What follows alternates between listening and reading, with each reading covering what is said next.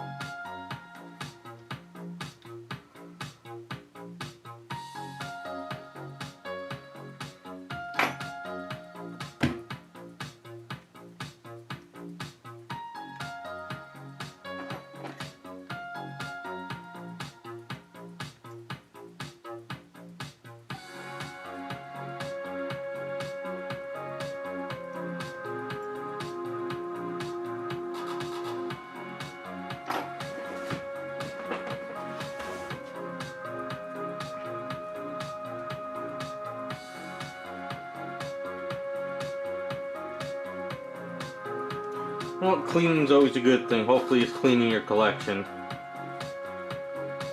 Hey Chris, how are you? Hey Raz. Yeah, Chris, I see you've been posting a lot of new artworks. It seems like you're pumping out a lot of them lately.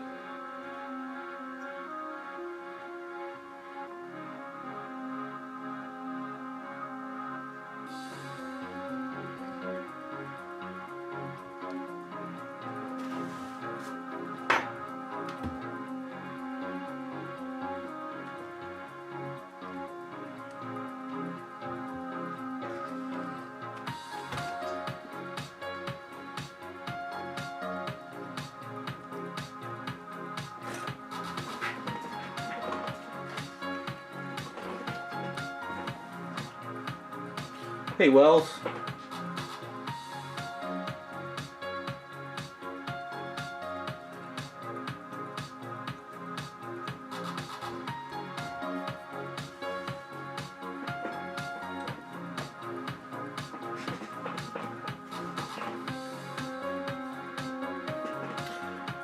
No, didn't finish Hyperion yet. I have to wait until I can meet up with the seamstress and give her my pattern for the cape. Once I get the pattern of the cape done and it's in hand, then I can start working on painting him. So maybe once, probably gonna be a few months. She's backed up too from like the lockdowns. So just gotta kind of take it one day at a time until I can get back onto him. So I don't want to start painting until he's everything is ready to go.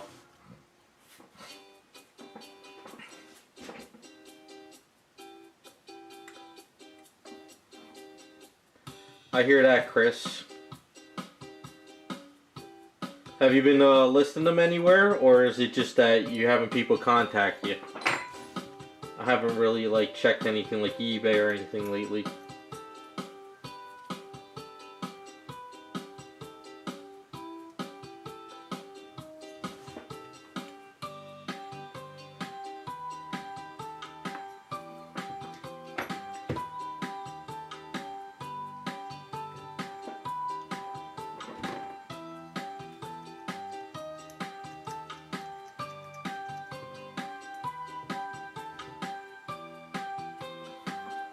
It's also the time of the year where things are slow. You know, kids are going back to school. People are getting ready for the holiday spending. So I noticed that this time of the year is when things kind of slow down a bit. Like, especially if you do eBay stuff. Usually after the holidays or right before, it sort of picks up a little bit.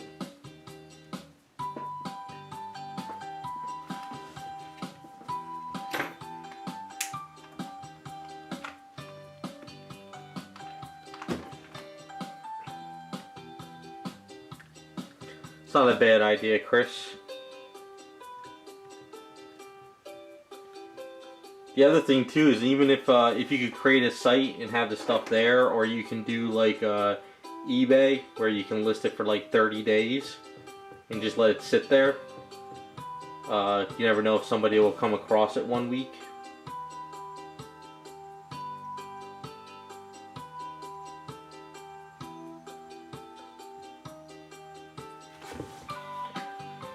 pain in the ass, but you just gotta kind of get it out there.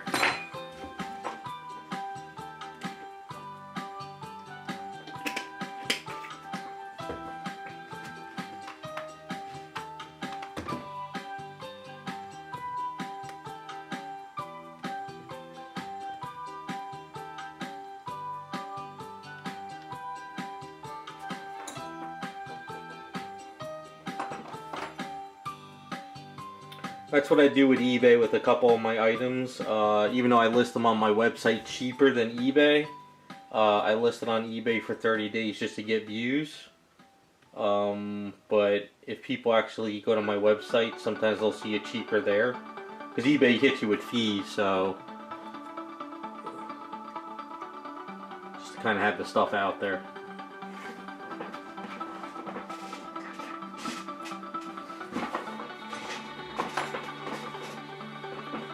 Yeah, that should help too if you have the website going. Every time you post a picture, you can post your website's for sale page and stuff.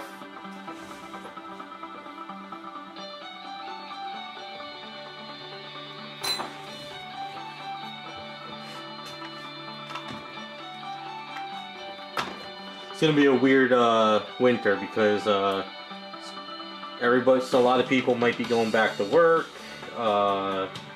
You know, they might need to save their money, so who knows what's going to happen this year.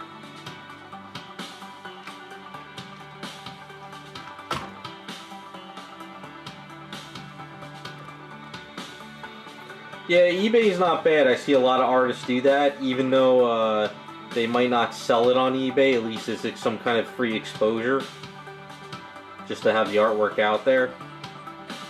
Can't hurt.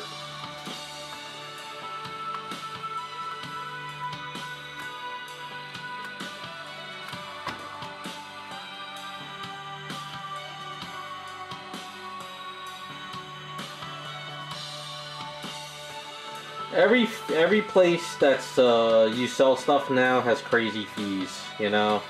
It's gotten to the point where I know once I list the item either on eBay or wherever, I'm gonna get hit with something. Thank you for watching all the wonderful. Sorry, got a video going, seeing what they're gonna announce today. Alfredo. It's kind of hard to say. You're airbrushing, you're just going to do a hand brush paint, what are you doing? It's, most of the time is just get an item and practice on it. Don't work on the main item you want to do. I suggest you get like a garage kit, an anime kit, or buy a cheap Bowen Designs bust or something and just practice on that. If you never used an airbrush before, get on YouTube and check out airbrush videos about control, you know, like just practice on something. Don't dive into your main thing you want to do right away. Get a feel for everything.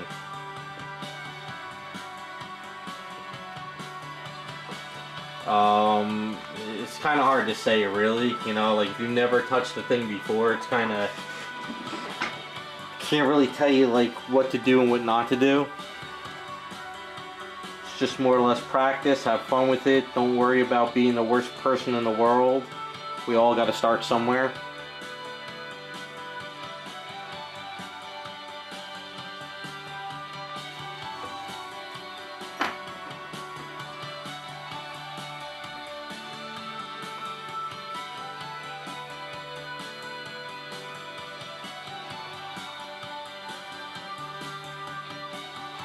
I guess the other thing is, what are you painting? Are you painting a statue, a bust? Is it a superhero character or a monster? I don't know, there's a million things you could be doing, so.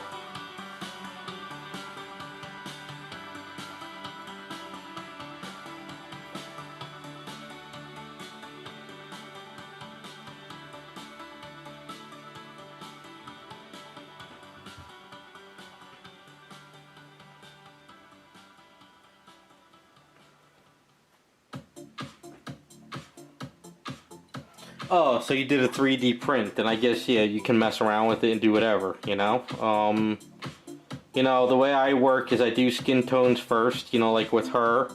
I did the skin tone here. I did her legs first, and then the outfit is on top of that. and then the scarf, because the scarf is on top of all this, but underneath the hair. And then at the end, I'm going to do the hair. So I like to paint in different sections at a time. You know, I find it's like masking. So with like Rogue, you know, the head and hair are different. If they're not attached to the body, I would do the yellow first, mask off the yellow, and then do the green, because it's harder to put yellow on top of green.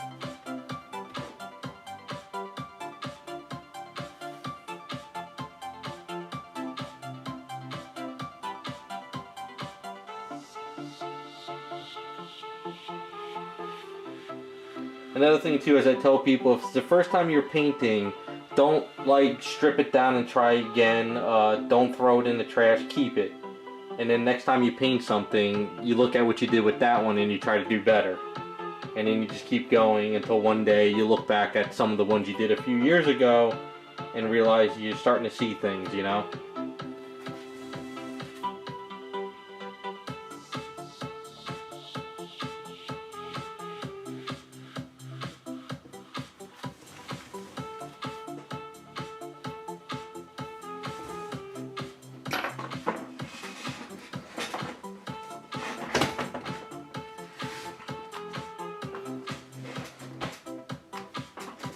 Yeah, see, I wasn't sure if you just bought a kit and you were working on it. A 3D print, like I said, you can just do whatever, you know? Like if the 3D print has a removable head, you could print out 3 different heads, and you could paint each one, and then like, well, this head I like the best, and you can just use that head. That's if you want to spend the money on all the resin.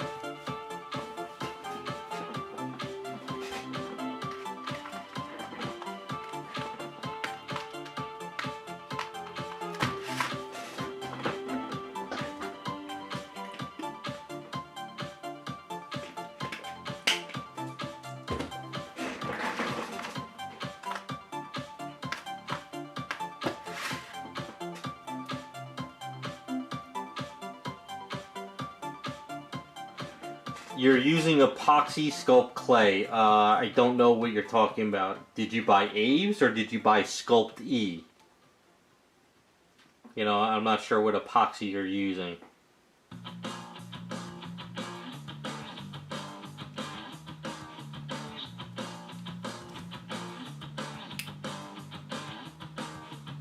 Alright, so you bought Aves. Okay, so Aves has got sort of a little bit of a learning curve, I would say. So it's something you got to kind of practice with. I mean, I don't know what your trouble is. Hopefully you're not using wood or anything. Something you got to kind of practice with.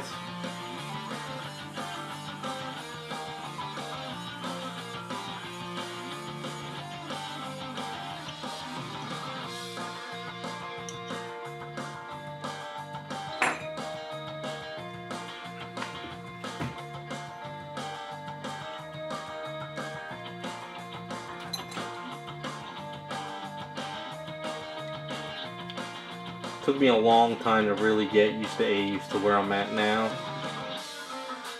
A lot of trial and error, a lot of getting used to the material.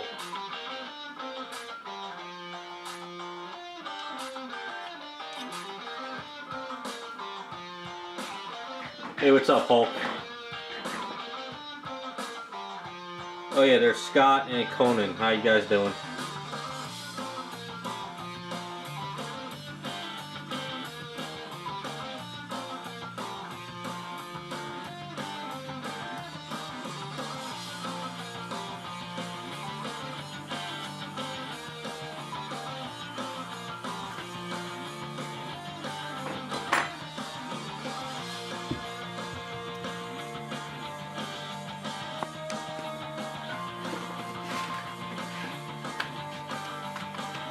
Yeah, you can put Aves on anything.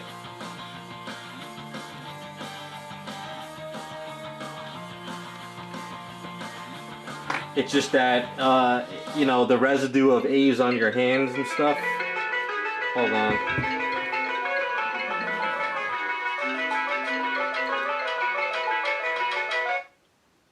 Someone's trying to FaceTime me.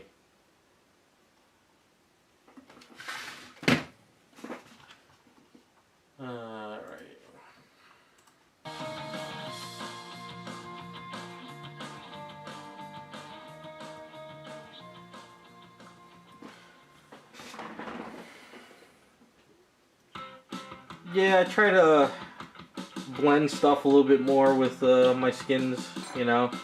Oh, hold on, let me just call somebody real quick.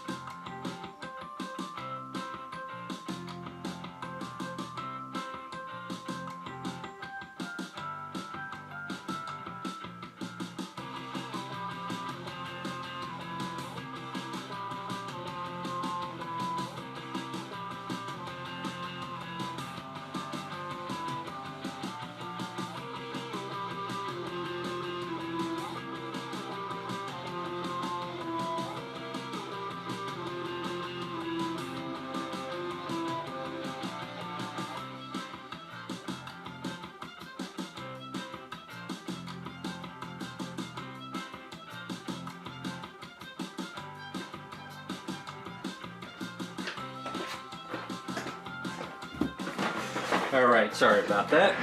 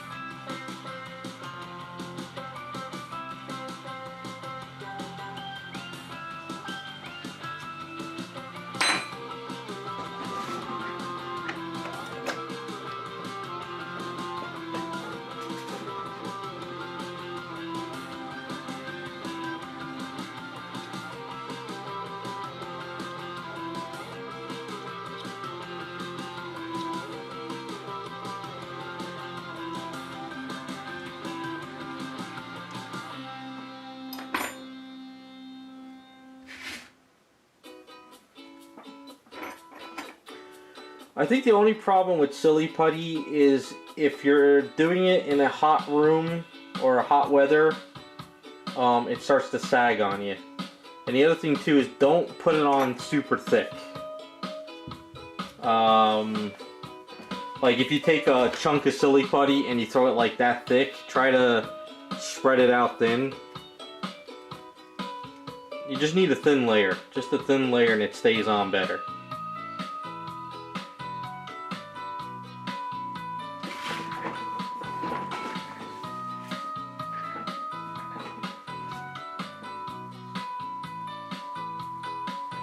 As far as skin tones go, the thing is you don't have to use every single color.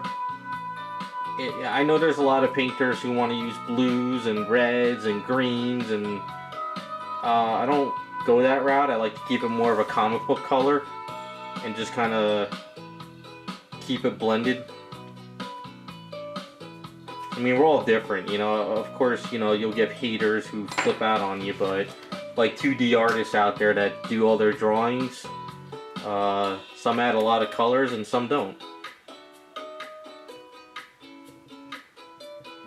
Just all preference, I guess.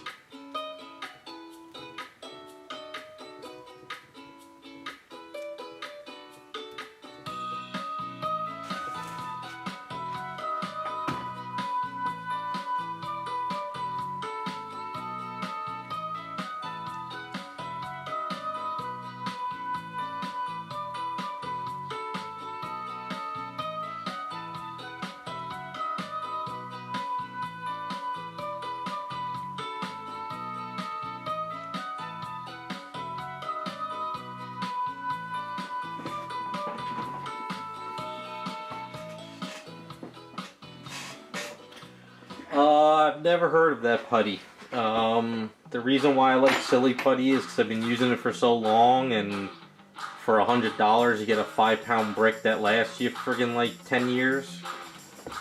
so it works.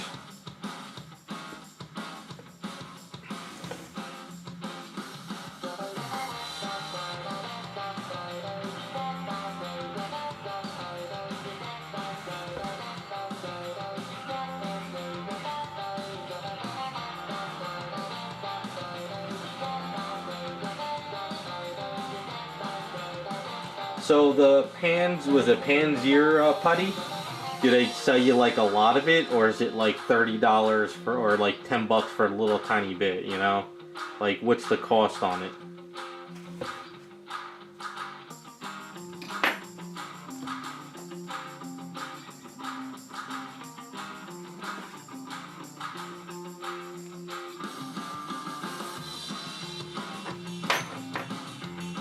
Hey, Raccoon.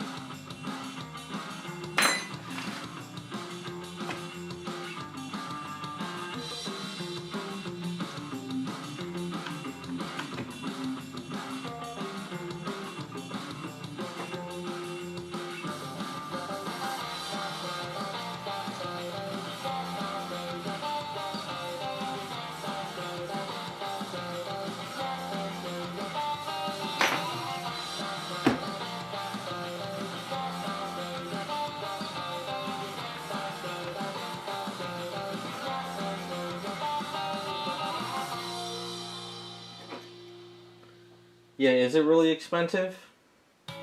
I've never heard of it. I mean, I can look into it, but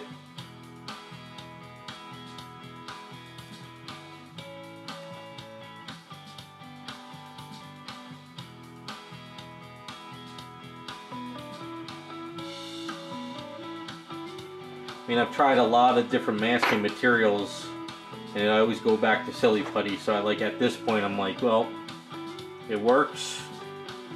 I have no problems. Might as well stick with it.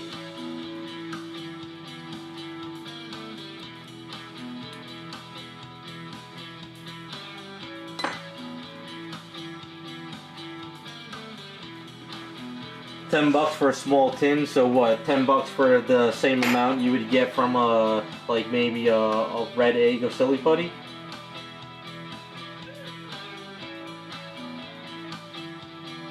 Not knocking it, I haven't used it, but you know, just kind of thinking about the price on something like that.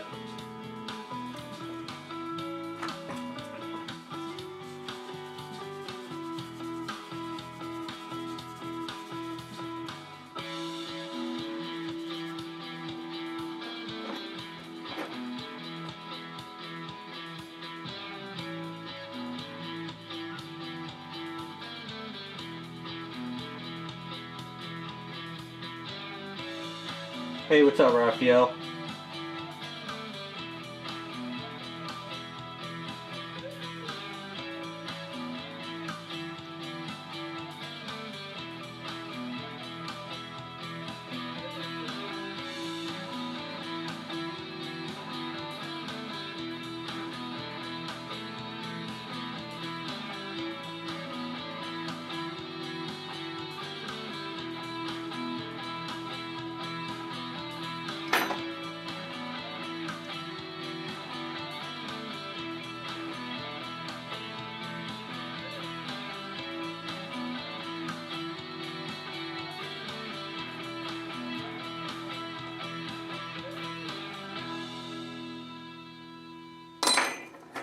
You know, my first thought of that putty stuff you just mentioned, it's like they know silly putty works, so they probably figure, let's make silly putty, but throw a little bit of another chemical in it and then sell it at a markup. Because you can make silly putty at home, from what I understand. Not that I plan to, but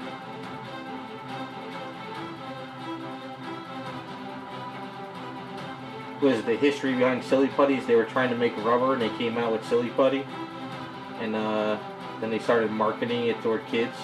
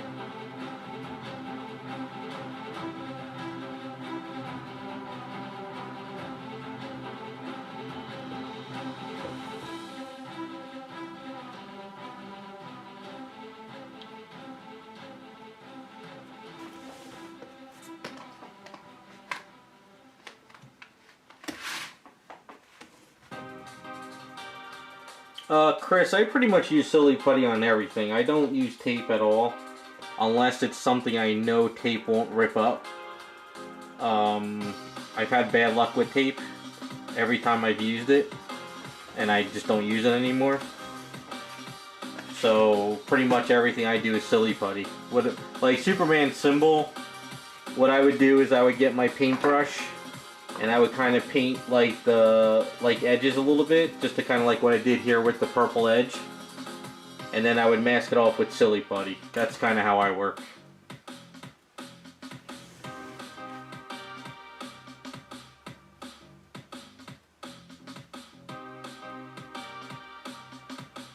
I think Monster Clay stays hard. I think you have to melt it, don't you, with Monster Clay? So it's kind of like a wax almost, I think. And the other stuff, I'm not sure.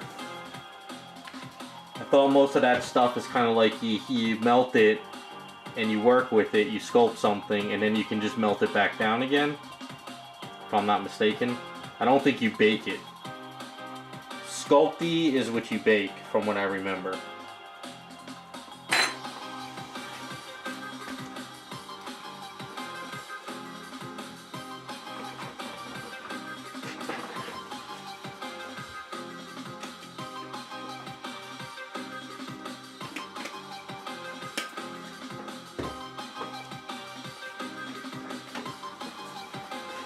Alright, so I'm thinking if maybe I should do the purple first and then I'll do the light purple after.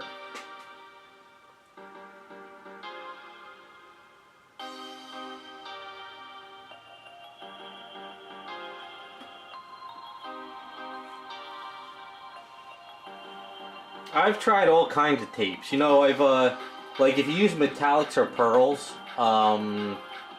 and then sometimes if you use tapes on those, it kind of pulls up some of the top layer on you. I don't know, I just don't like tape. It's not my thing.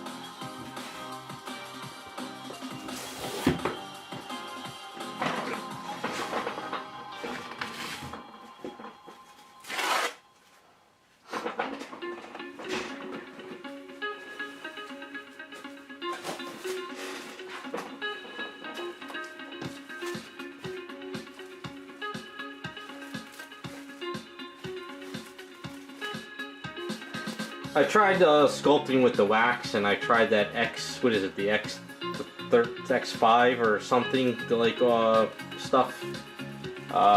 Just not my thing. I mean, if you're sculpting from scratch, it's definitely good stuff, you know. But you can't really customize with it, so.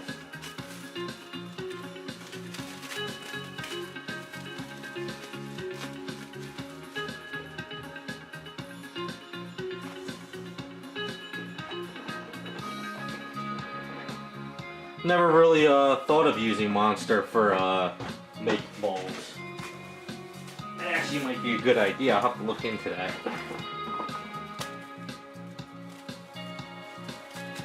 Yeah, I'm gonna be painting her dress today, and then afterwards maybe work on April O'Neil a bit.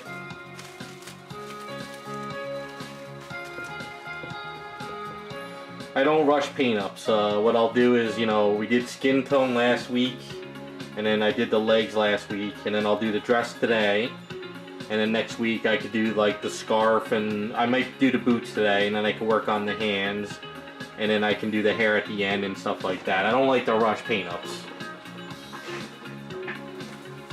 I like to let stuff sit for a day or two, work on some other things.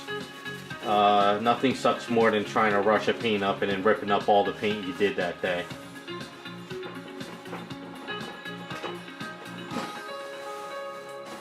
At least least that's my experience. I know some people could bang out a paint job in one day and it works out perfect, but I like to be on the safe side and let things cure up.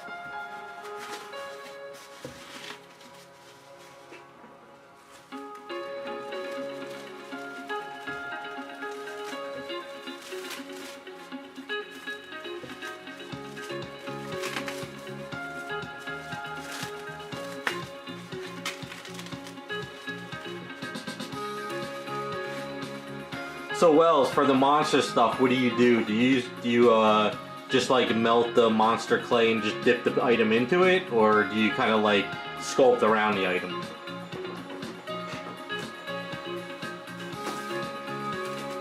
So I gotta stop borrowing my friend's oil clay for molds. I mean, if monster clay works, maybe I'll try that. Because I've been using the blow dryer to heat up the oil-based clay, but it gets so oily on the items.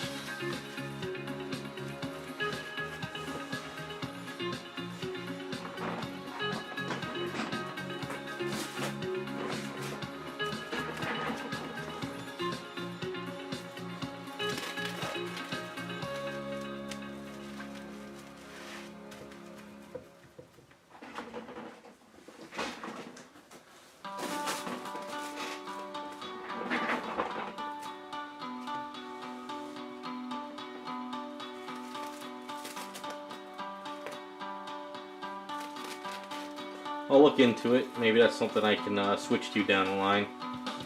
Because with the oil-based clay, like what I do is I sort of blow dry it, and then I'll push the item into it, and then I usually use a blow dryer and push the oil around the areas, and it works out better that way.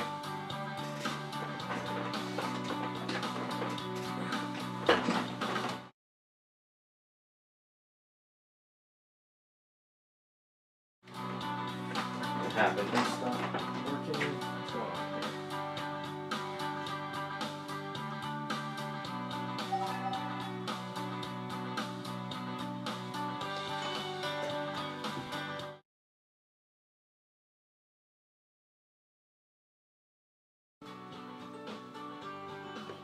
This damn camera's gotta go.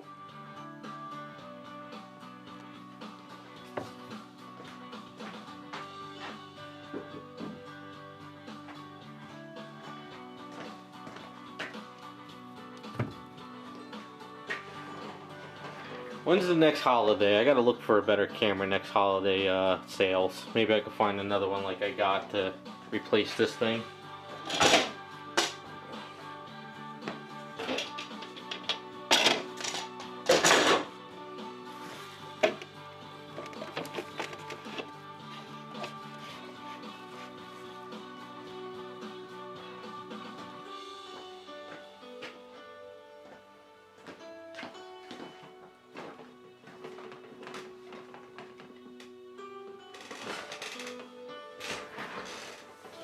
Alright, maybe one day I'll pick up some monster clay and give it a test.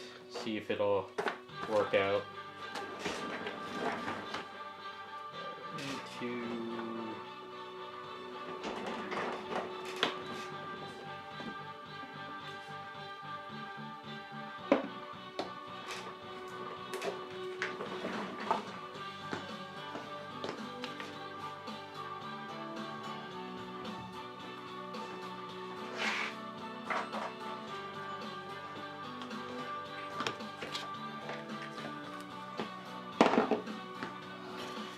We need to mix up a nice, good purple color.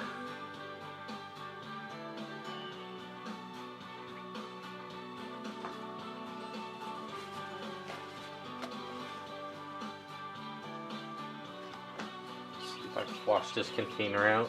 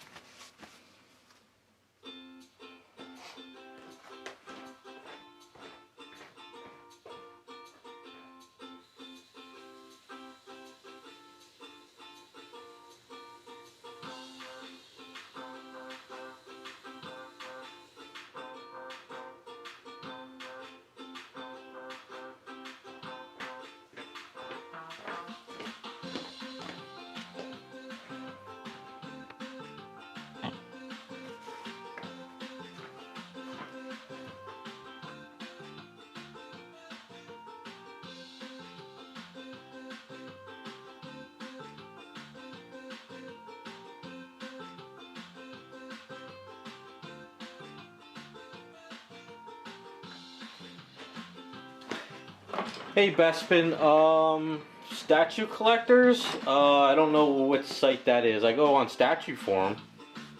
I think that's the only site I really go on to.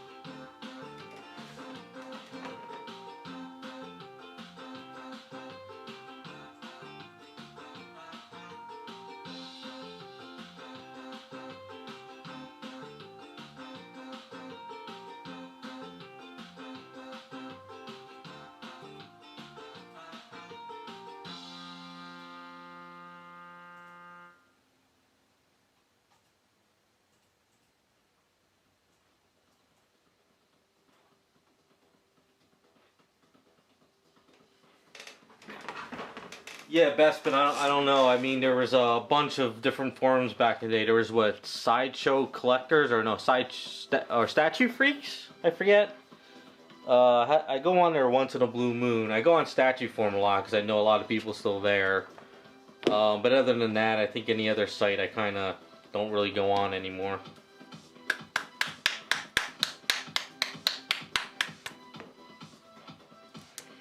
I'm gonna mix up a couple different paints from brands, and I've never had a problem with that. So as long as they're acrylics.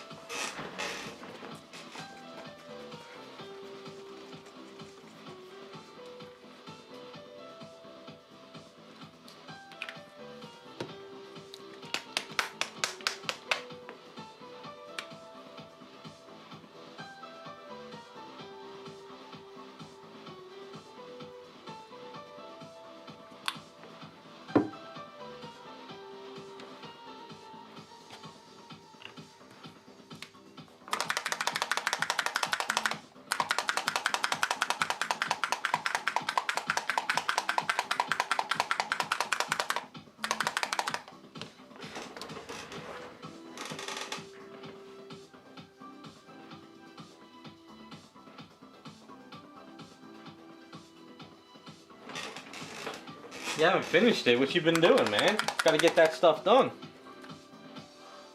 It's a little too dark.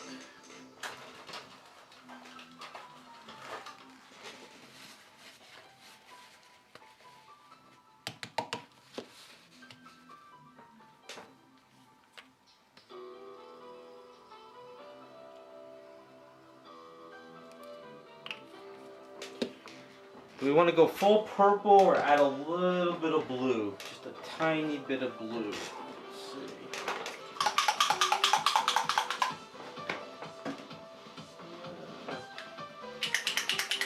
Let's see how this works.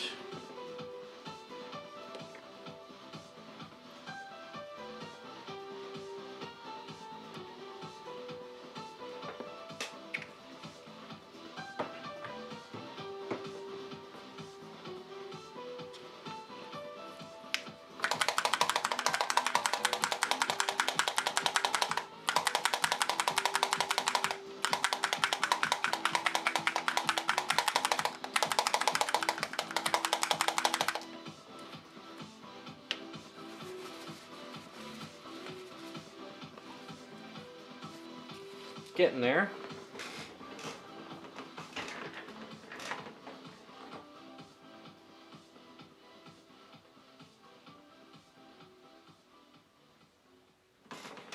Oh yeah, if house issues and moving, I completely understand.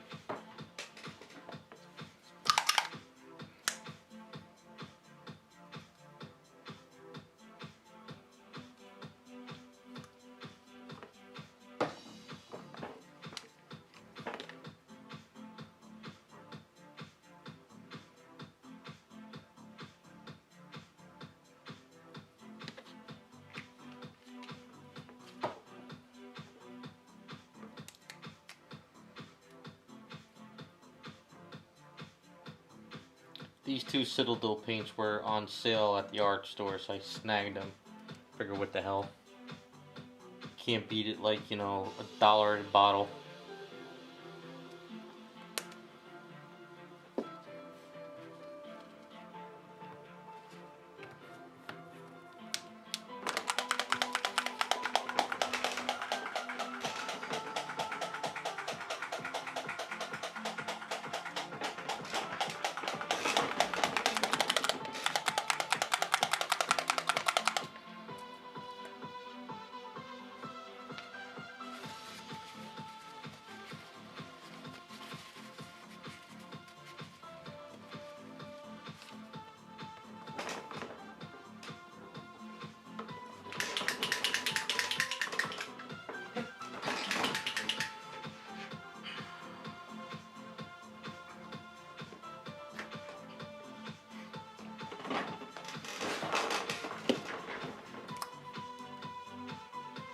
Little bit more blue in there.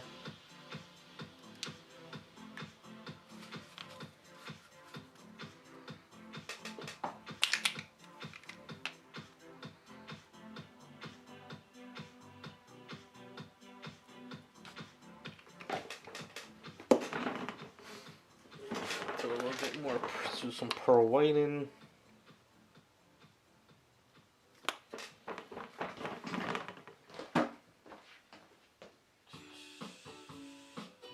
For the hell of it, let's throw a little bit of blue interference. Just kind of do a whole mix match of stuff in here.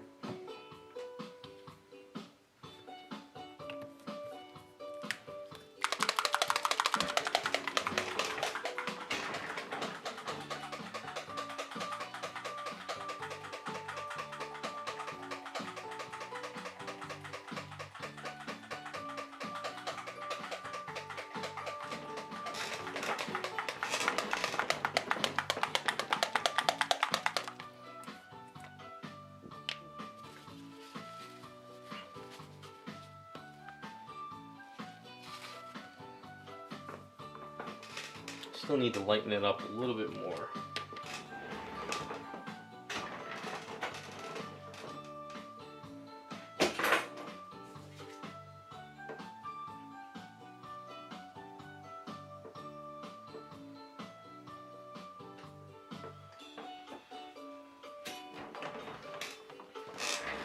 Paint mixer? You mean you turned the coffee pot into a paint mixer?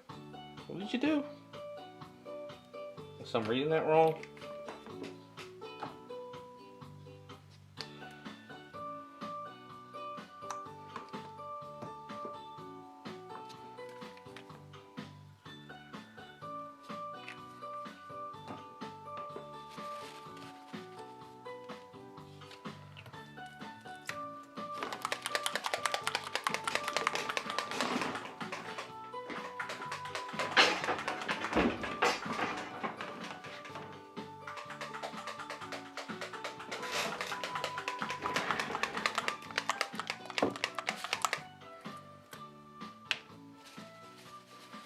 I think we're getting there. Just a little bit. I think we got it. I think that looks pretty decent.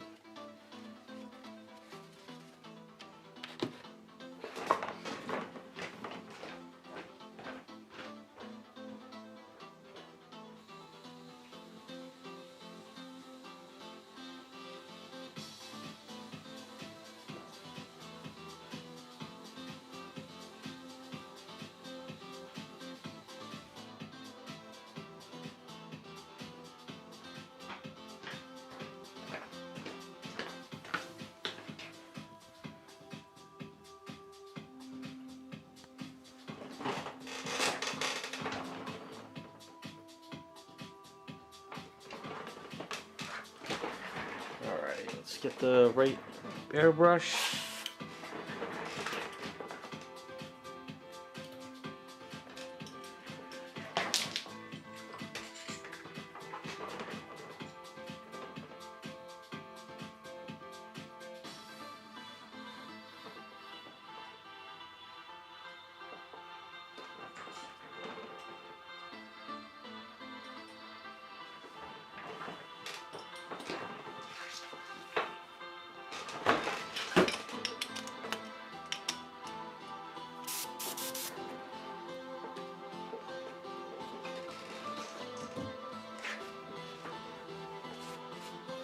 Well, just got the paint on my knee, so it actually looks like a good color. So, it's a good start.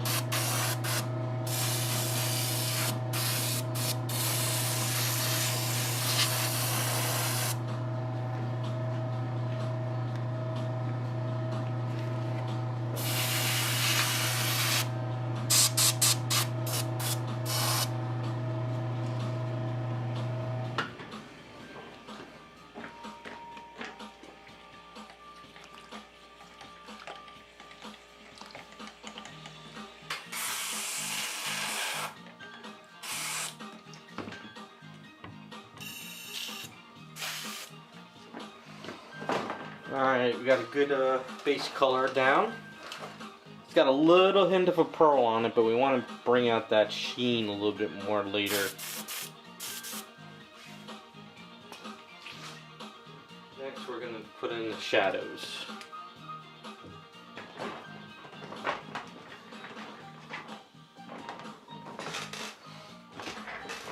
Alright, so they don't make this stuff anymore, the golden airbrush colors. So I still have 2 bottles of this. Really strong stuff. I'm going to use this one because this one's a little bit more... I have another one, but that one's too plum. This one's more of a bluish, deep purple. Stuff's very strong too.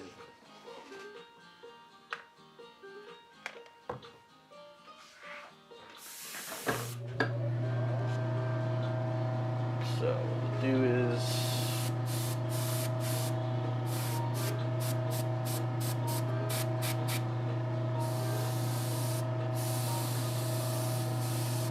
I don't care that I spray heavy because I'll tone it back down. Kind of just helps get it in areas.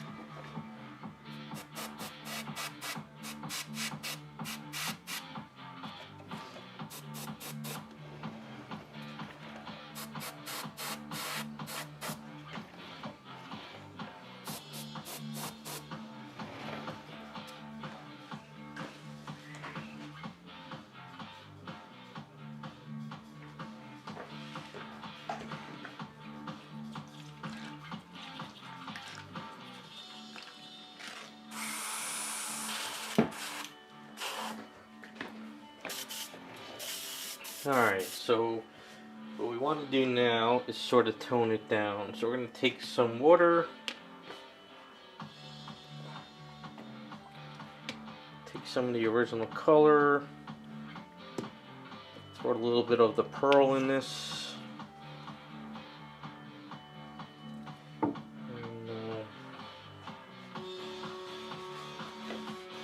try and grab some white pearl, see how that works.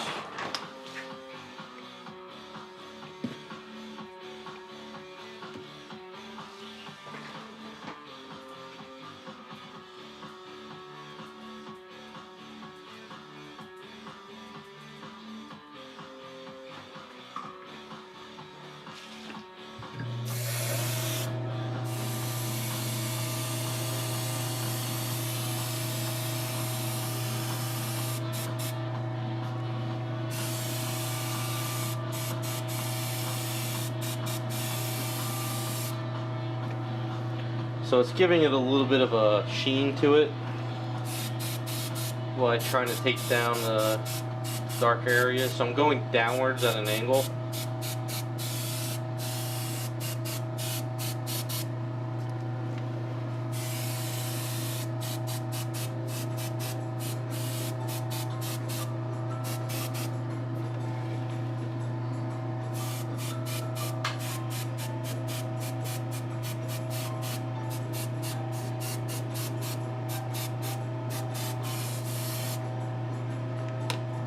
Going for that silky look to it.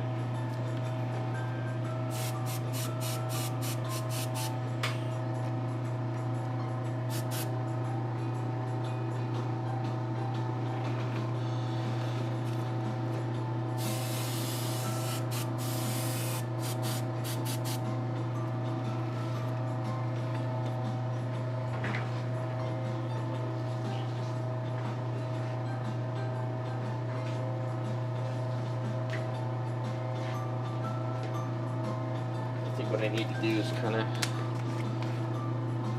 try something else a bit.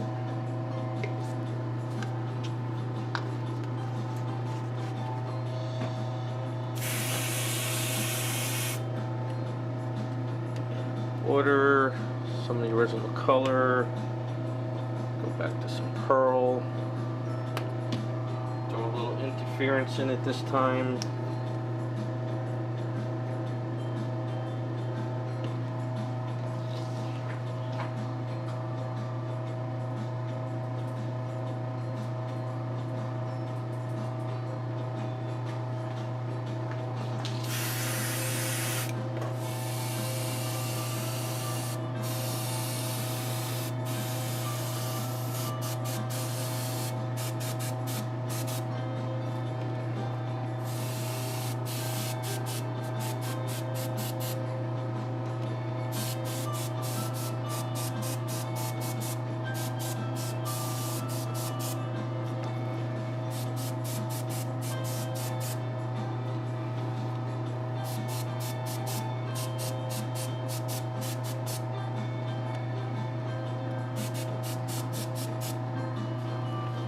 Yeah, so the interference really makes a lot more silky dress now. Kind of gives a little bit of that blue tint to it. I don't know how well you can see it in camera. But it feels a little bit more silky now.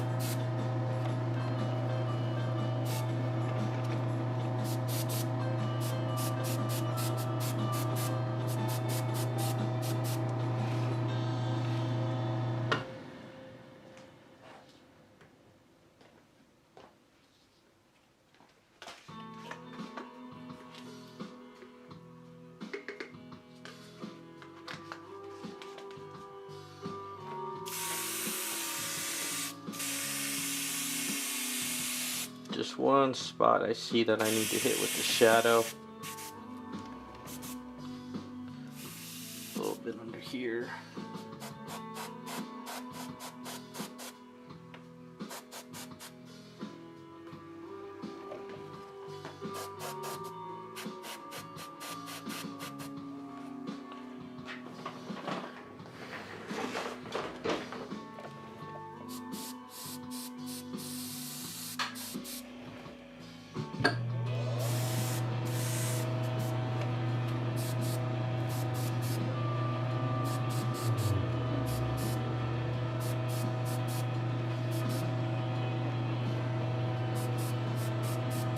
So what I usually do now, just kind of blend a little bit, so kind of going back in with some of the shadow areas, nothing too crazy.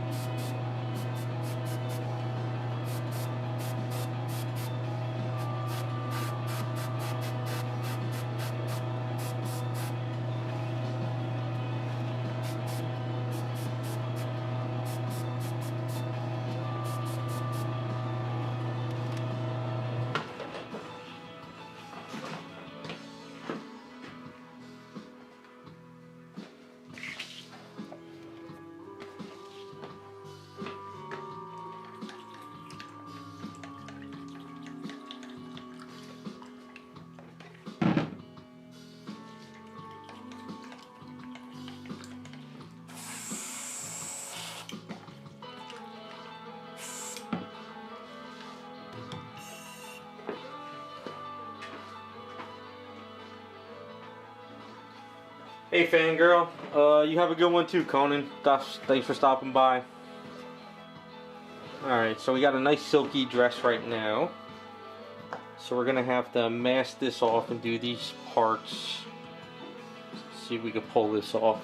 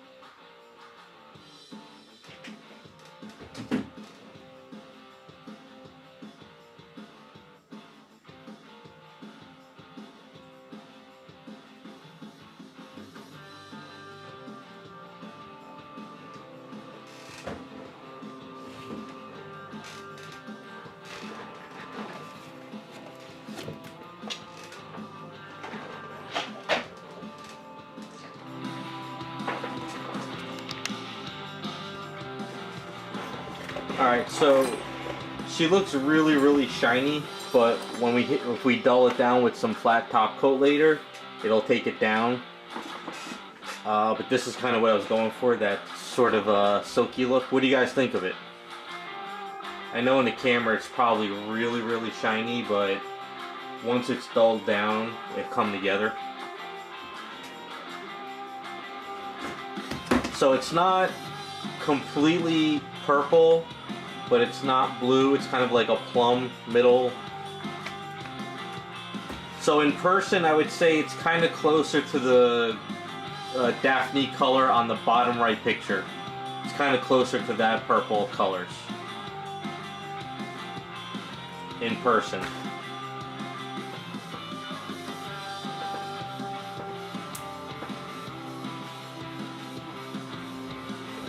So if this works out okay, I want to try to mask it so I can do these parts and then pull them off and then seal it all together. So we'll see if we can kind of work that out.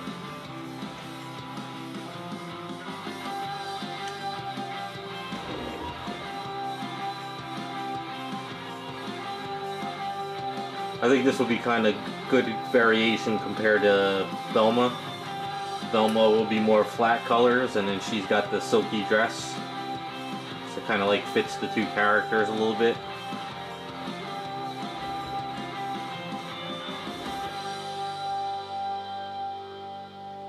Now normally I do a little bit of a paint thing there, but I think I can get away with it.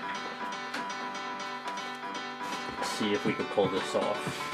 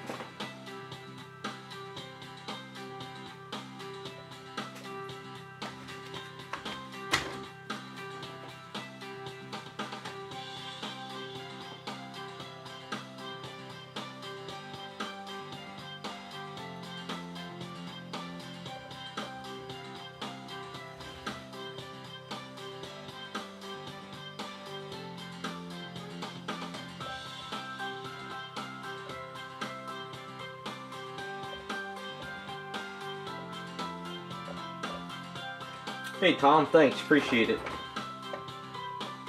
Yeah, moving along pretty fast on her now.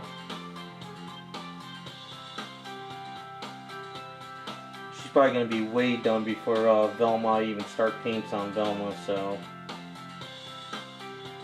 still getting the elements ready for finishing up the base. Just need a free day to work on her.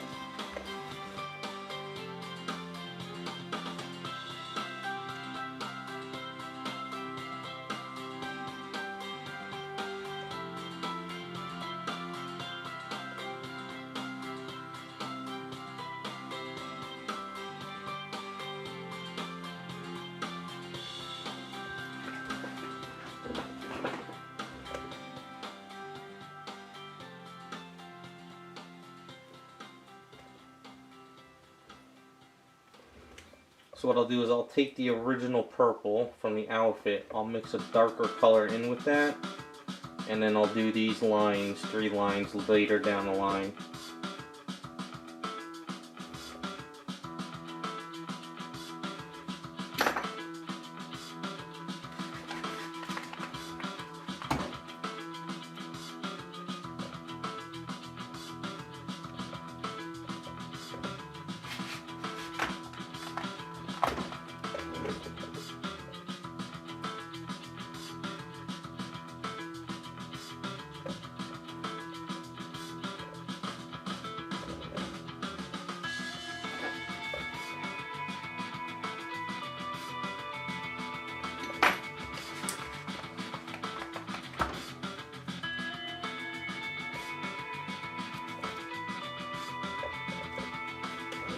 I think one of the hardest parts is going to be this hand. Masking this off and getting back in there, and it's going to be a pain in the ass, but it'll work out one way or the other.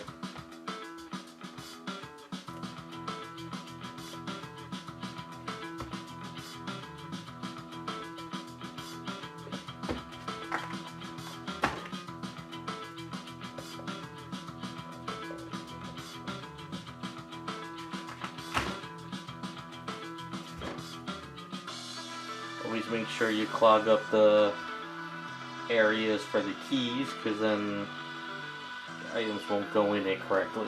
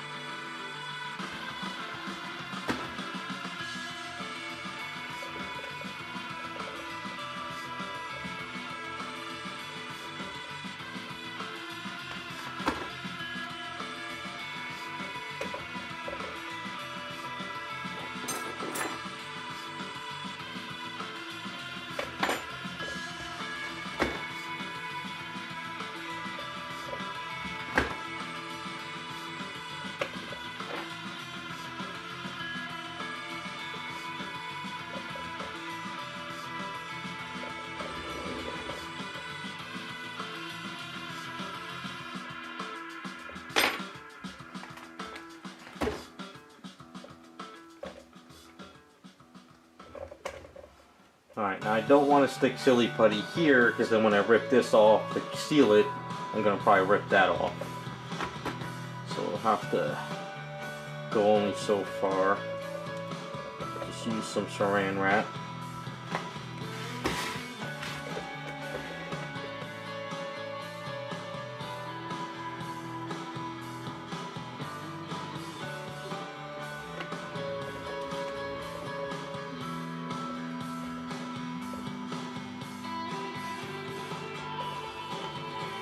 So what's your opinion, guys? Should we make this part flat, light purple, or give it like a pearlized purple like the rest of the outfit? I don't know if maybe that would kind of have a cool effect, or what do you guys think? All pearl or just half pearl, half flat?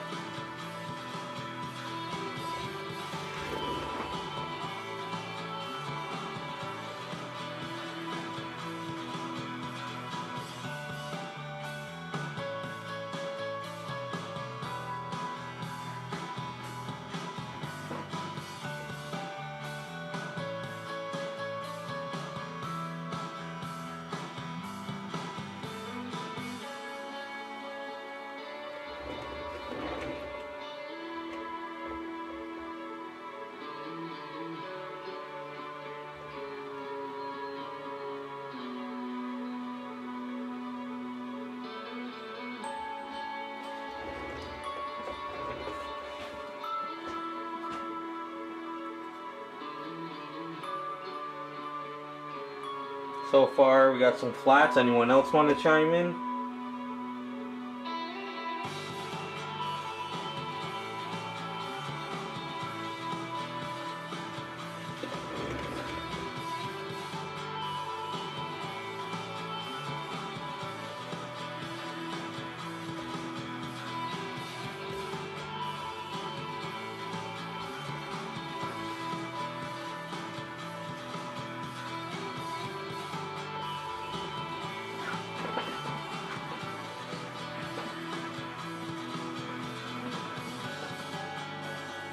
Hey, Butterfly, how's it going?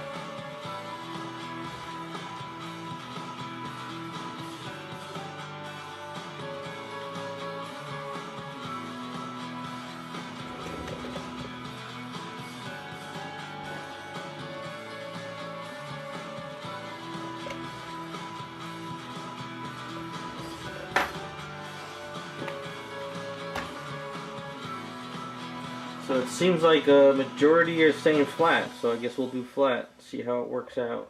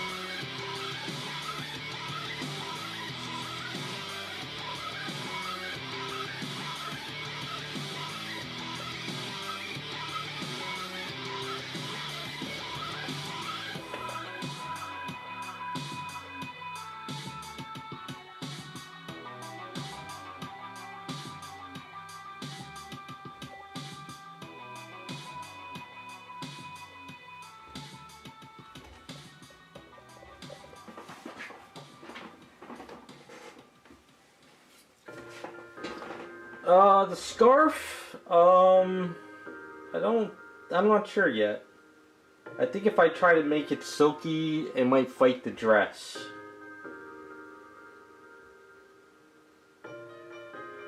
Maybe a hint of pearl, but I think trying to keep it a little bit more on the flat side would probably be better.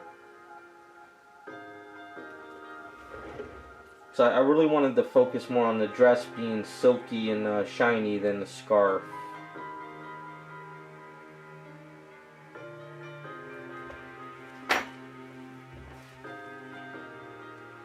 I mean, a hint of pearl could work, but too much I think would be overkill for it.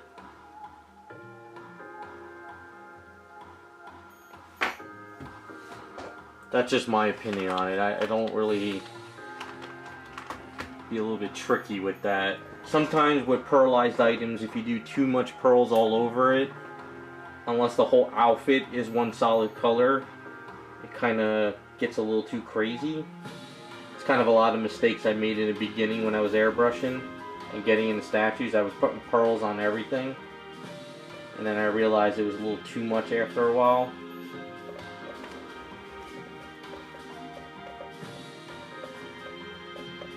But you gotta experiment and learn to see what you're doing right and wrong, so.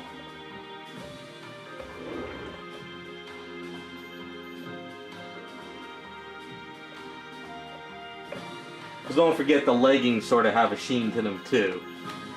They're not as shiny as the outfit, but they still have a sheen to them, so.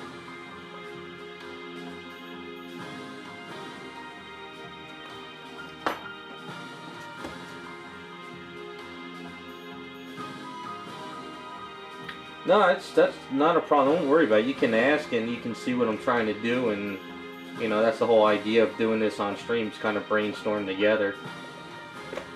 It's just a matter of seeing what might work, what might not work.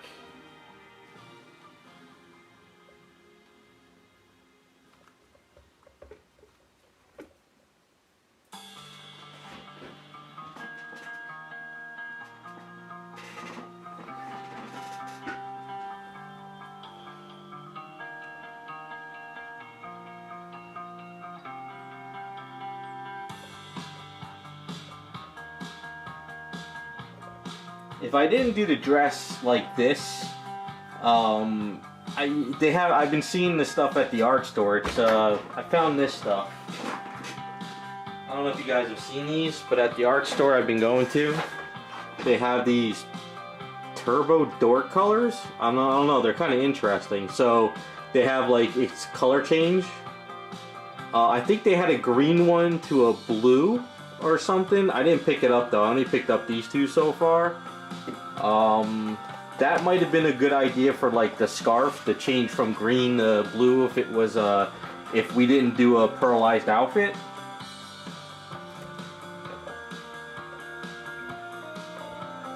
I know Createx makes color change stuff too, but the bottles are expensive as all hell.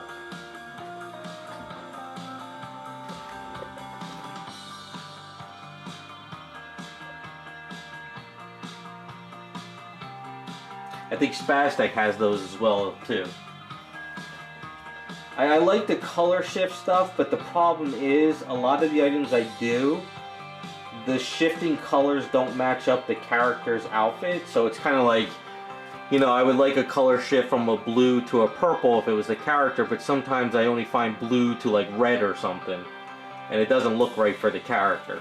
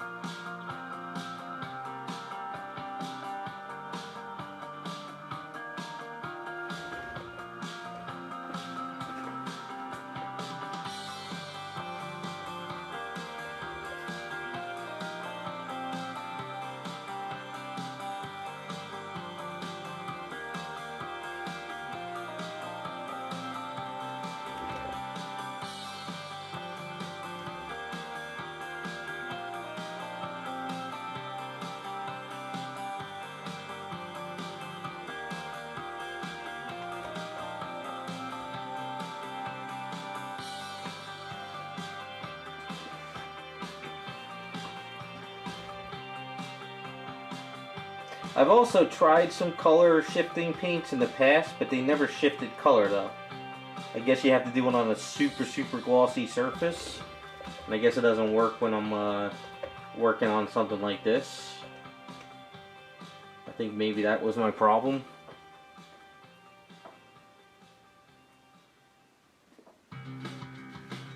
Walmart does? The Walmarts I go to don't have anything. Sometimes I don't trust paints from them. I don't know if they're durable. I'd have to test them. Are they from a can or in a bottle?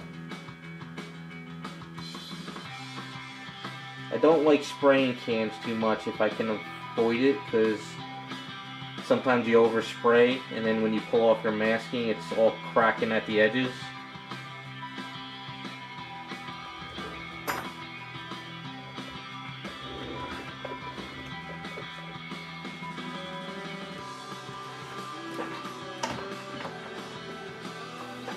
Well, next time I go to my Walmart I'll check, but it seems that my Walmarts by me are like, the shelves are getting empty. Because I guess of all that backup containers over in California. So there's a lot of stuff that's kind of like sitting there and not getting delivered.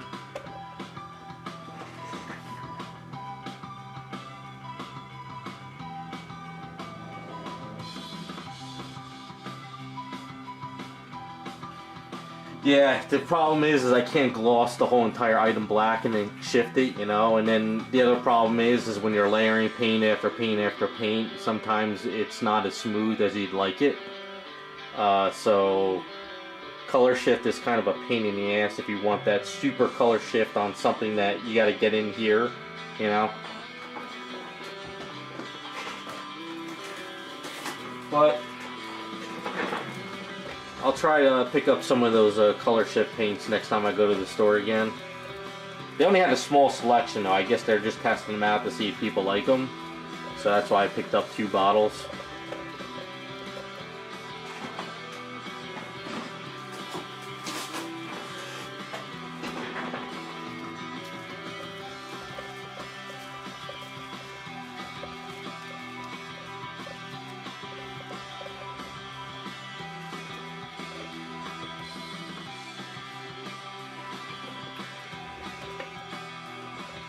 Yeah, I've hit Michael's and I've hit Walmart's by me, and it seems like stock is going back down again. So, and I know Spec Fiction sent out an email. I don't know if you guys have ordered from Spec Fiction, but they sent out an email saying that they have like 1,800 boxes sitting in a container over in California because, you know, everything is just being delayed. And I'm supposed to get my second Hinata from them, you know, because I already got the one from the other company. But I guess it's just in the you know, just sitting there.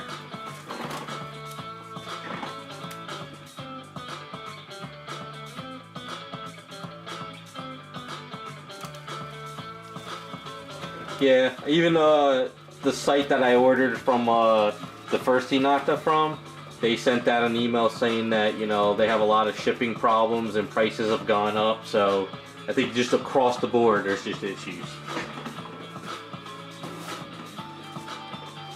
What did my family member told me today that you should do your Christmas shopping now because come Christmas things are going to be dried up.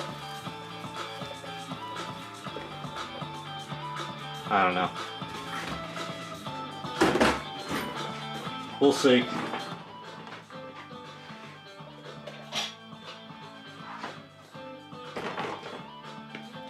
All right. So I'm thinking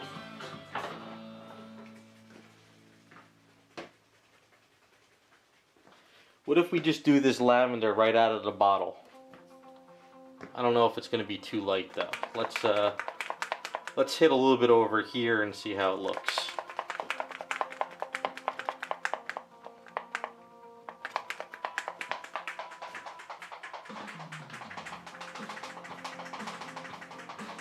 Yeah, gift cards will work.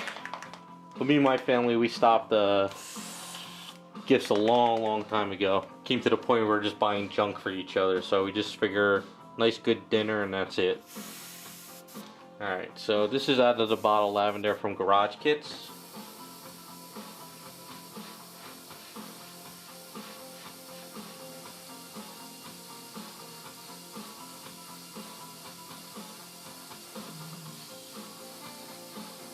I don't know, I think that looks good.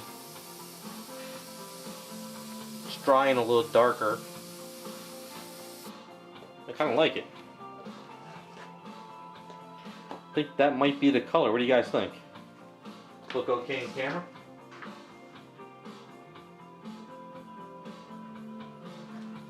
It's kind of weird. It's like in the bottle wet, it's brighter, but once it dries, it's a little bit darker.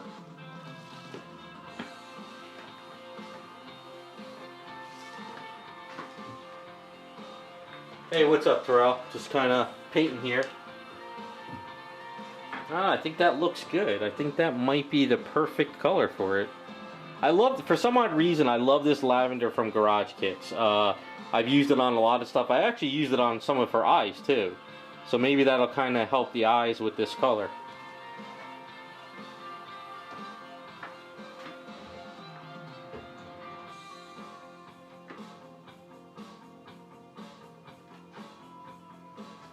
Yeah, I'll add some shadow to it. You know, I gotta get some shadow in the wrinkles in there, but I just figure as the base color, I'm thinking it looks pretty good.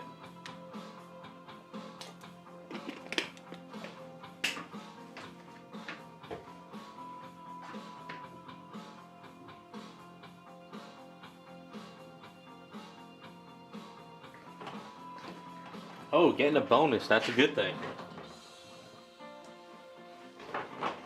I'd go with a statue. That's just me. I gave up video games a long time ago. I just play stuff on the iPad now. Or get a statue to customize or something.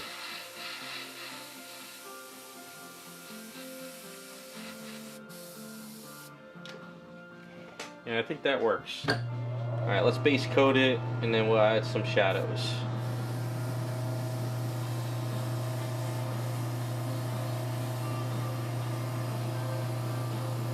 Trying to spray a little lighter because I don't have perfect masking up top, so I don't want to overspray if I can help it.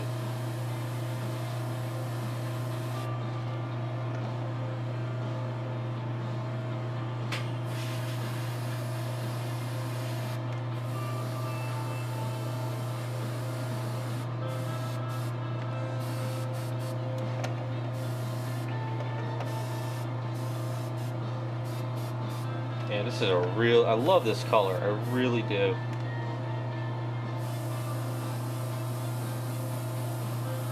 Like, different brands from different companies, there's always like a couple colors I love, and lavender is one of those from Garage Kits. Absolutely love it. Goes on nice and smooth.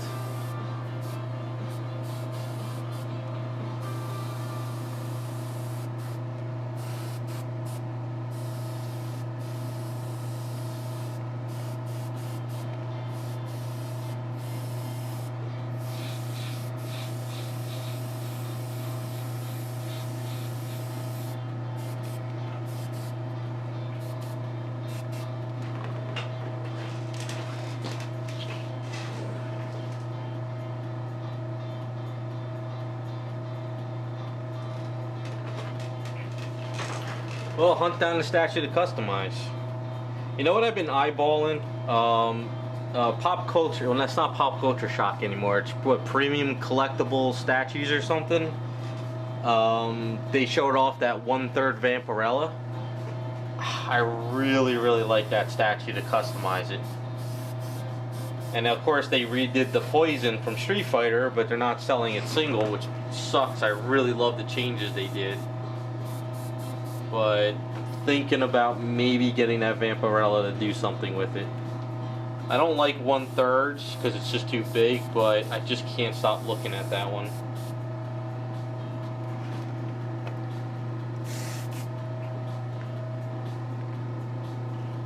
Alright, let's put a couple drops of this darker purple.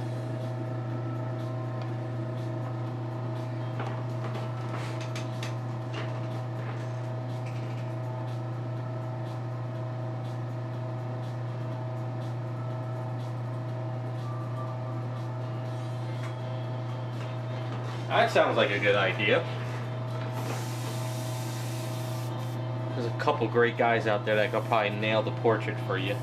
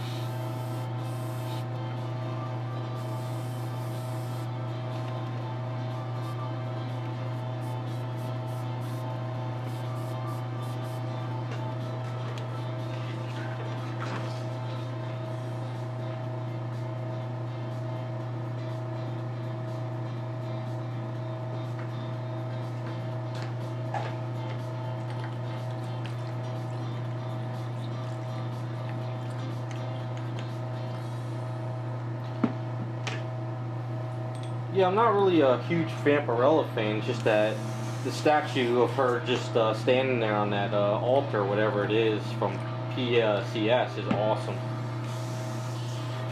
Too bad they didn't offer that at 1/4, I definitely would snag it.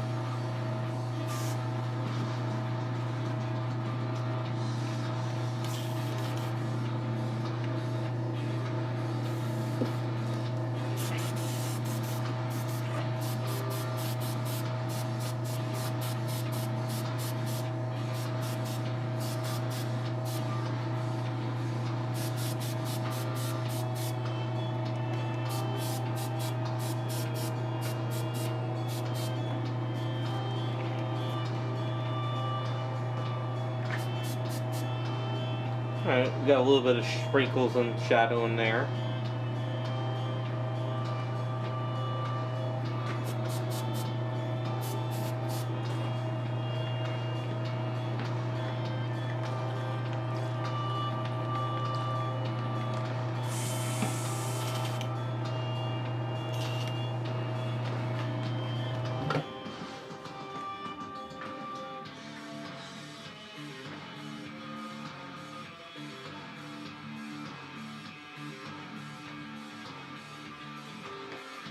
You talk about the Elvira from the coffin? I almost did get that one a while back to customize, but then something else came up and I passed on it.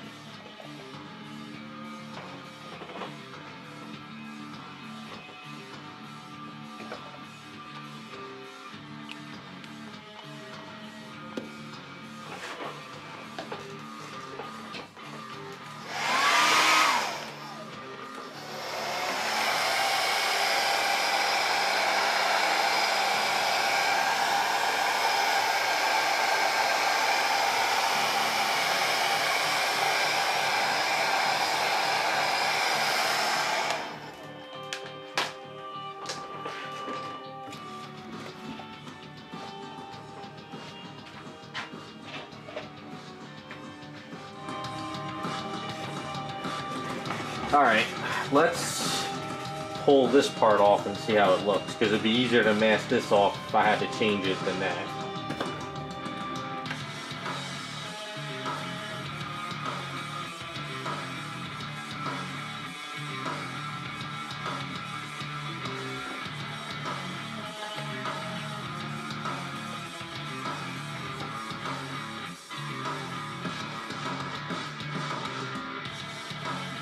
Oh, Scott, she came.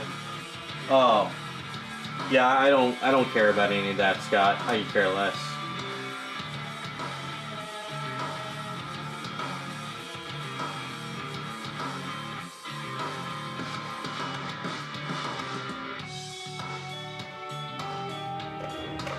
I think that looks good. Just have to do a nice good trim around the edges. It should work.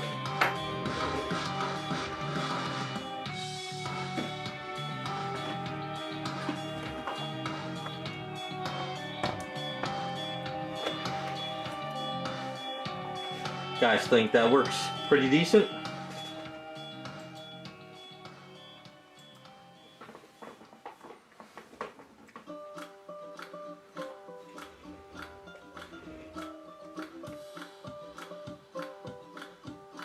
It's more on the lighter side compared to the cosplay girl outfit, but it looks closer to the artwork on the bottom right of the screen.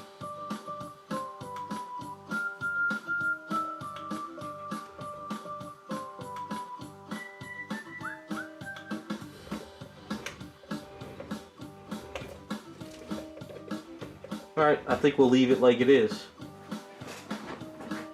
Alright, let's pull off all the masking and see how this comes out. Then we can seal it up.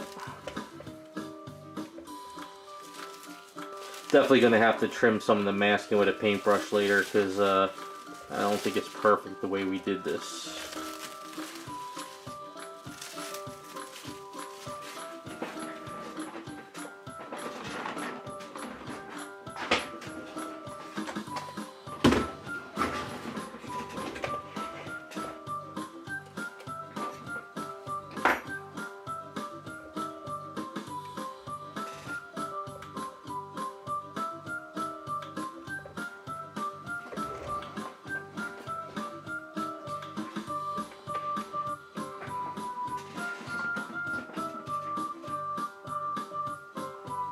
So some people says it looks good, others says toned down a bit. You think it's too light? I don't know. Let's get I don't know, maybe it's just the camera too. I don't know. Kind of different angles. I don't know. What do you guys think? Do you think the darker purple from the cosplay girl looks better, or do you think the artwork where it's brighter looks better?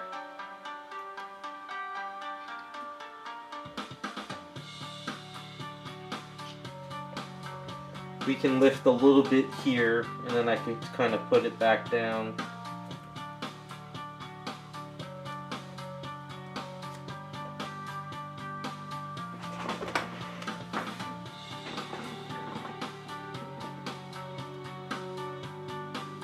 I don't know, now that I look at it, maybe it is a little too light.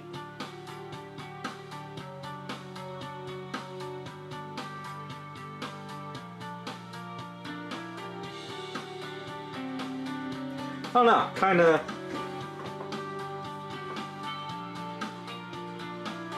I mean, don't forget we have the leggings too, so you know what? We're gonna pull a little bit down of the leggings. We'll see how. Maybe we should go a little darker because the leggings are pink.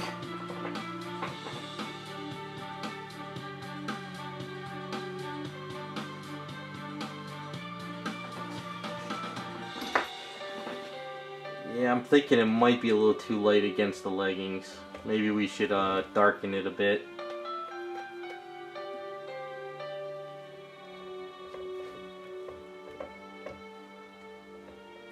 Maybe we'll go for the cosplay look better. I think maybe that'll... Only because these are pink leggings.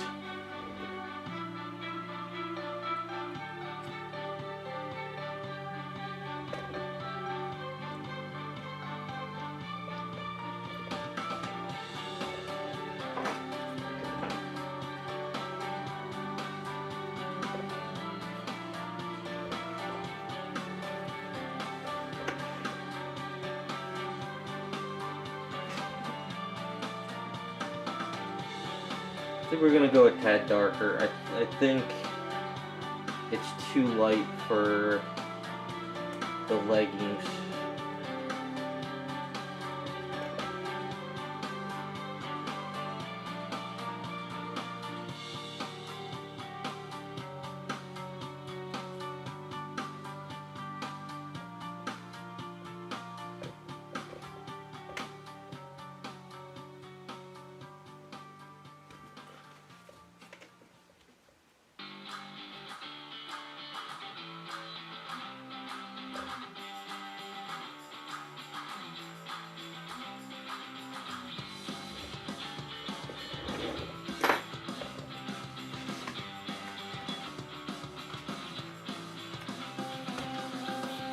The other thing too is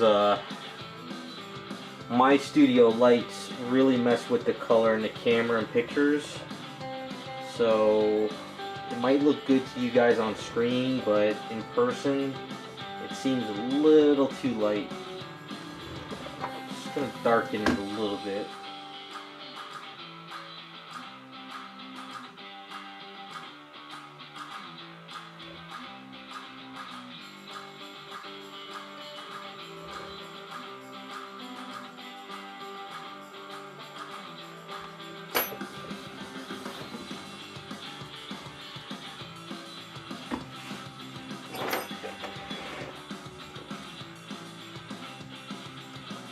Yeah, Butterfly, it's just that I like the, the whole YouTube series thing is kind of get people involved. It's just that I really suck at photography and filming. So everything I see and do never comes out correctly. That's why my photography teacher in art school hated me.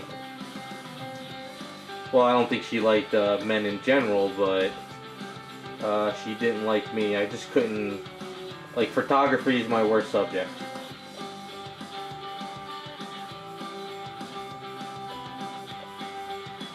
Probably why a lot of pictures I take and post look like crap.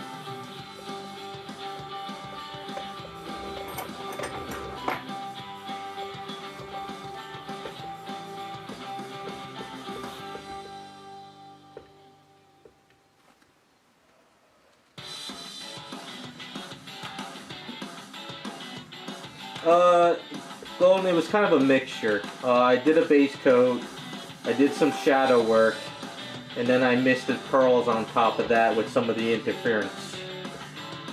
I don't have interference purple. I think they make it, but I only have blue. But actually the interference blue kind of helps the outfit a bit. It sort of gives it that, like, you look at it at this angle, you see a blue, and then you look over here, you see a purple. So that's kind of like a good little mixture for the outfit.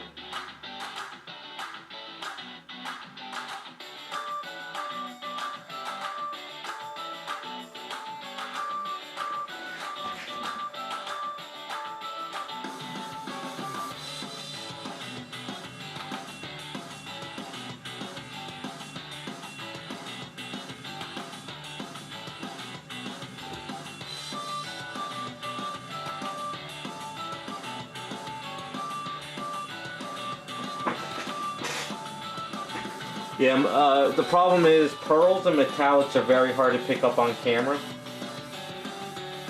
So you never really get the, what you're really going to see in person.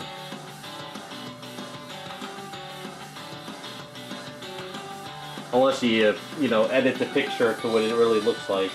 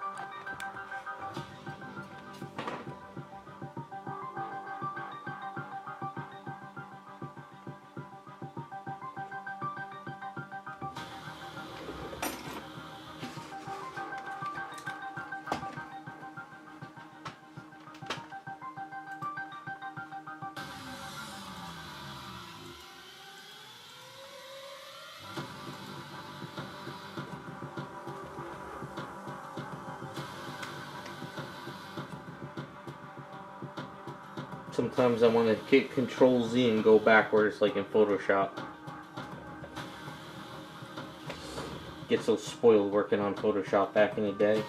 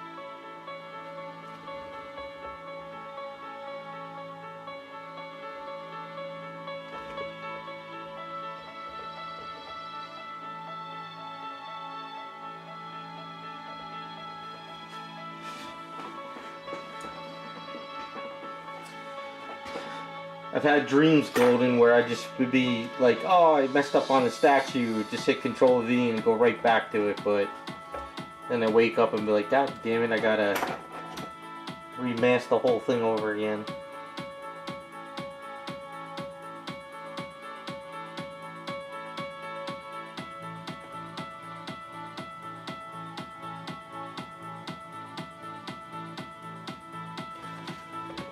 That's why I masked it this way. I figured do the main part first and then you could keep this masking here, there, and there instead of trying to do this first and mask this off, and then it's just a pain in the ass.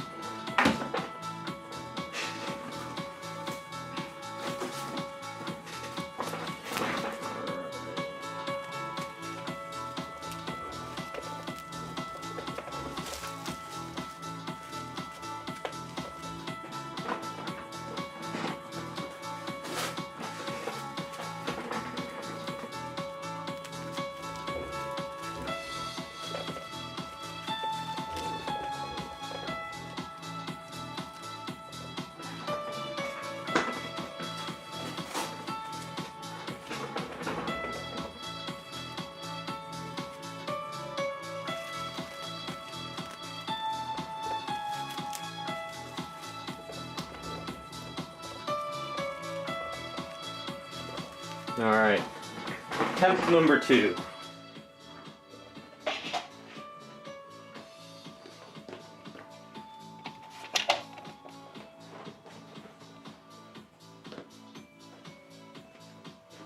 Let's see if I have any.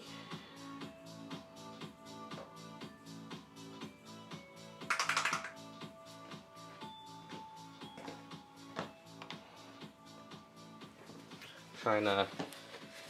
Wish I could get more of these bottles from Garage Kits, but he's having trouble getting them. But I love these bottles from Mixin. So this one's a little bit darker. I need to put some more paint in it.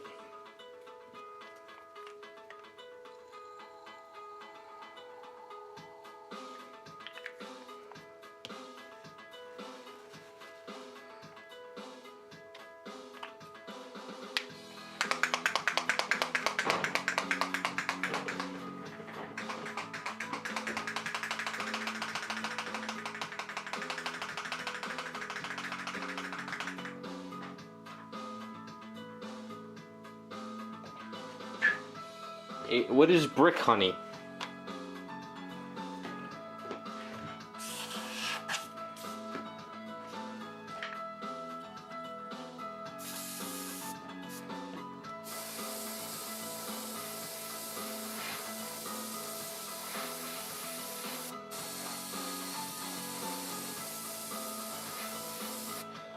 Alright, so that is much darker, and I think that might be the color. I think that might be the one we're looking for.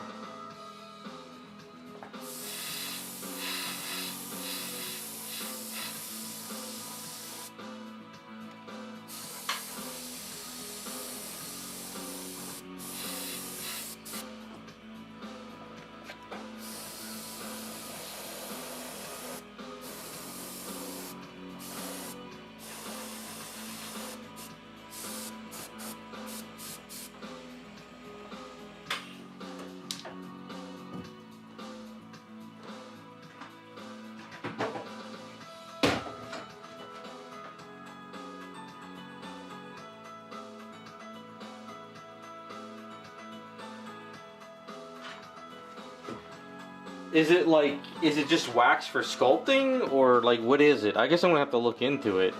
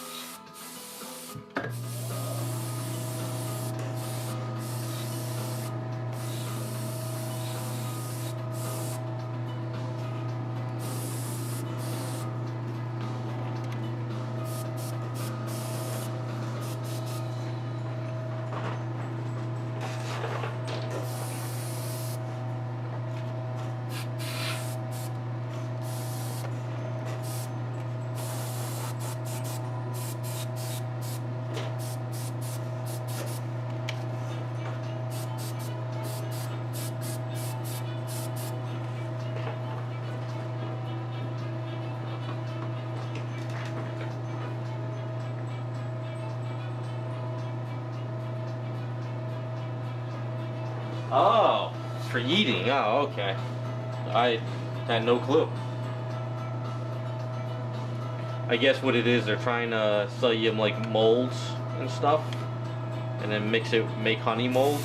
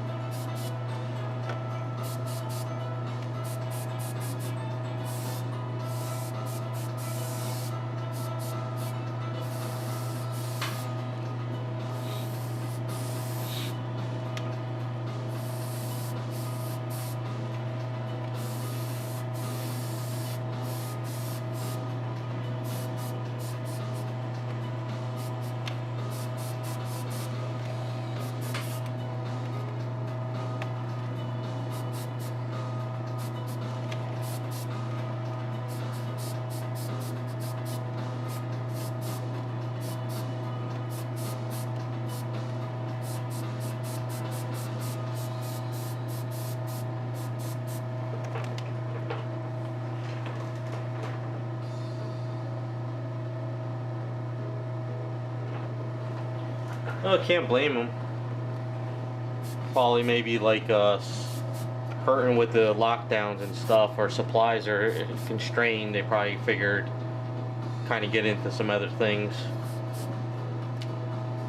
Not a bad idea.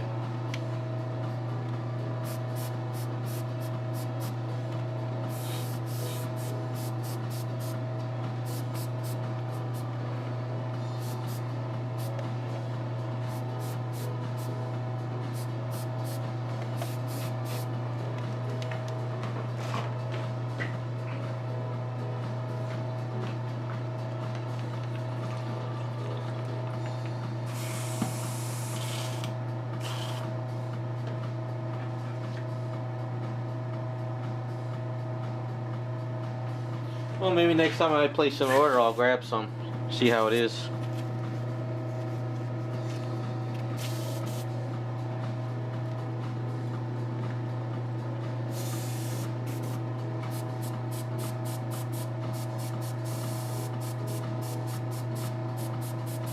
Like I said, I was thinking of ordering another batch of Aves anyway before the winter, just in case things get hectic again this year and they want to shut down the world or something.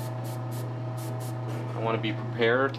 I don't mind letting this stuff sit in the refrigerator because I'm going to use it anyway.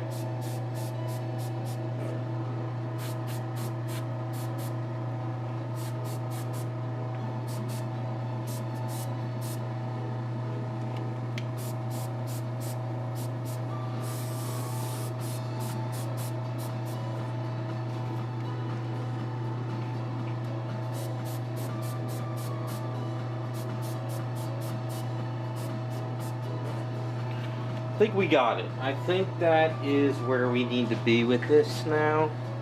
I think there's...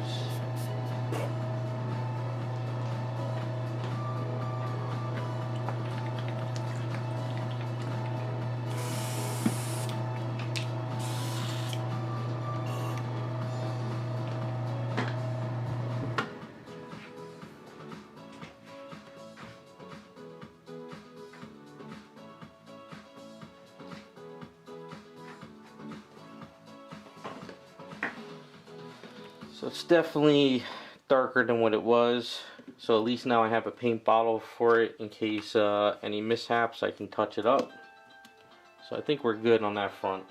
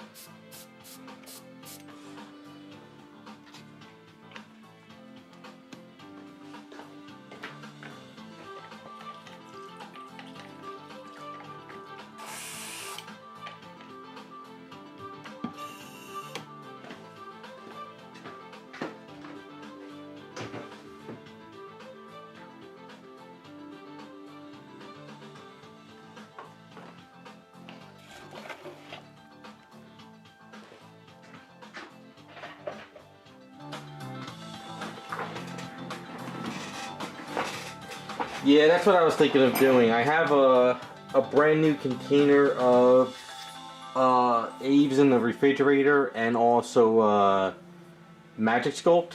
But I think I might want to get a backup container, fix it. Just throw it in the refrigerator and keep it there. I don't want to take a chance.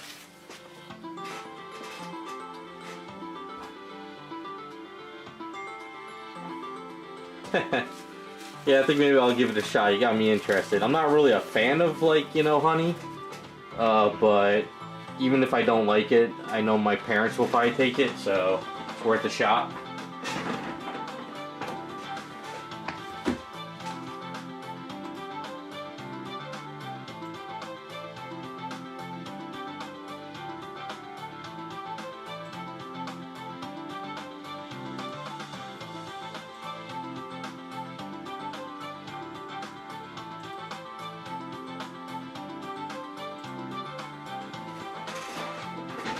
Alright, gonna take off a little bit this time just to see, but I think we got the color down. Yeah, I think that's perfect. It's close to it, but it's a little bit lighter. I think that'll work out better. Yeah, I like it. Yep, that's better. It's closer, it's a little bit lighter.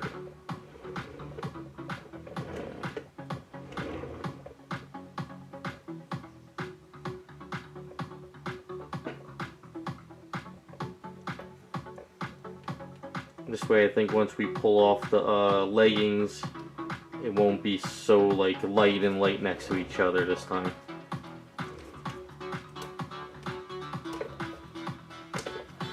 Now see, I could get away with masking there and pull off the silly putty because I didn't spray heavy. And the garage kit colors and stuff aren't really super like thick. But like Createx and other companies, like if you spray heavy, you'll have like little breakage sometimes. This is just overspray, but I'll kind of clean all that up.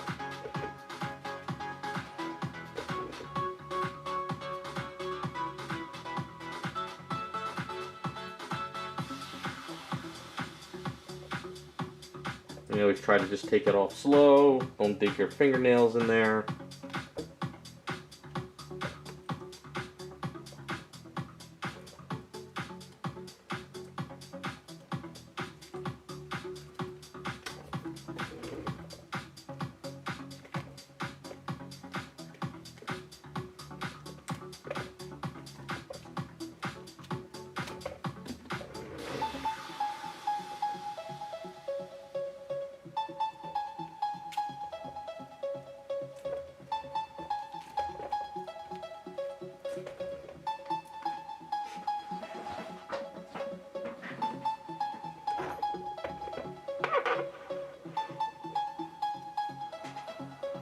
You just gotta take your time with the masking. You gotta get used to it. Like, this is all messy here, like around these edges right now, because I really didn't get in there and do crazy amounts of masking, you know? but this is going to get hand painted anyway over that, so it doesn't matter. Now this right here has a little bit of schmutz there, so if you just take a little piece and kind of take it off. But I'm going to go over this with a paintbrush anyway. When I do these, I'm going to do a little bit of a black line under there and over there.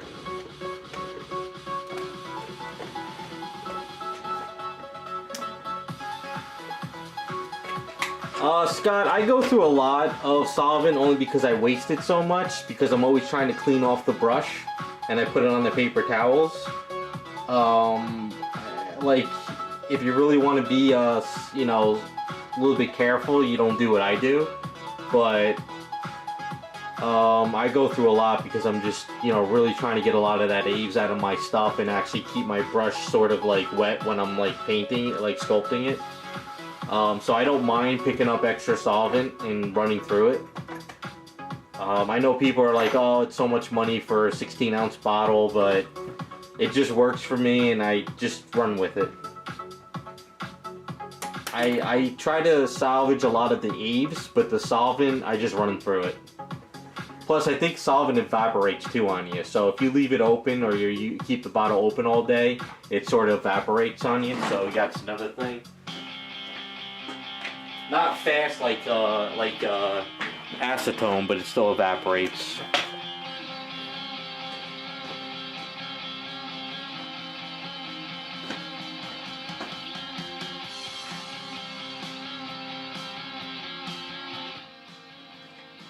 Honestly, if you're going to sculpt and you're going to use a safety solvent, just get the large container. You're getting more and you're spending less money and it lasts you. Whenever I wrap up my containers of the solvent, what I do is I put this piece here and I always put the bag on top of it like that, and I just put it on my shelf. And that's how I store my solvent on the shelf. You know, it's better just to buy a big container of it and have it forever than to try to buy a small one and keep buying the small ones.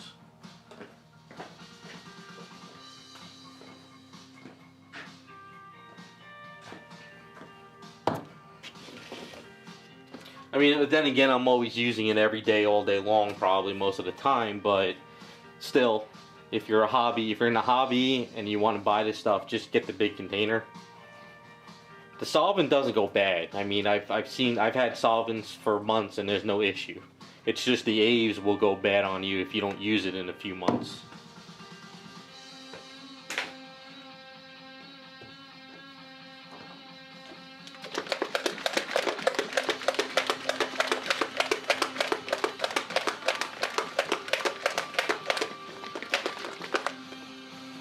What I'm going to do is I'm going to mix up half satin and half matte in a container after I coat it, just to dull it down so it's not super shiny, but we need to really secure it though.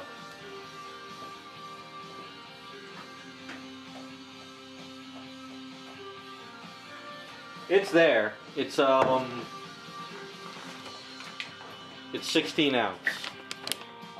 If for some odd reason you go on the site and you click on it and it says out of stock or not in stock or something, call them up directly. They probably just ran out of they probably have it on the shelf, but they have to update the site for how many bottles they have. They've done that to me a few times.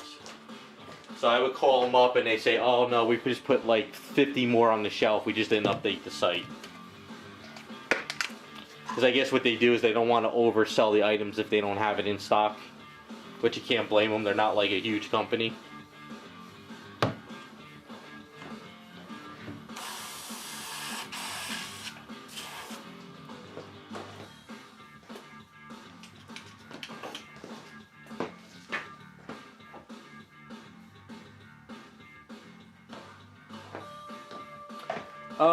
I'm gonna do her shoes similar, but a little bit more of a texture to them. I want to kind of give it like a, how do you, sort of, not a velvet, but, what kind of fabric is that stuff? Not velvet, but, give it a little bit of a texture to them. I might do the shoes once we get this sort of set up, so we'll see how it works. So I just need to get my airbrush ready. So what I've been doing lately is I kind of spray the item down.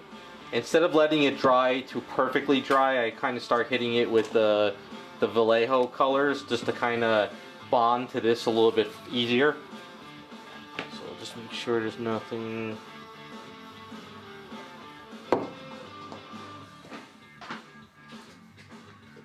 Yeah, suede, that's it. That's what I was looking for. Not that it's going to be looking suede, but at least it'll kind of... Alright, so just before I spray, just make sure there's nothing...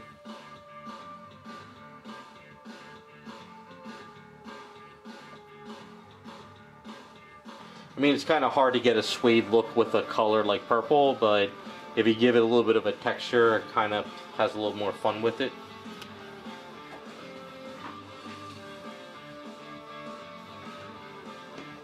All right.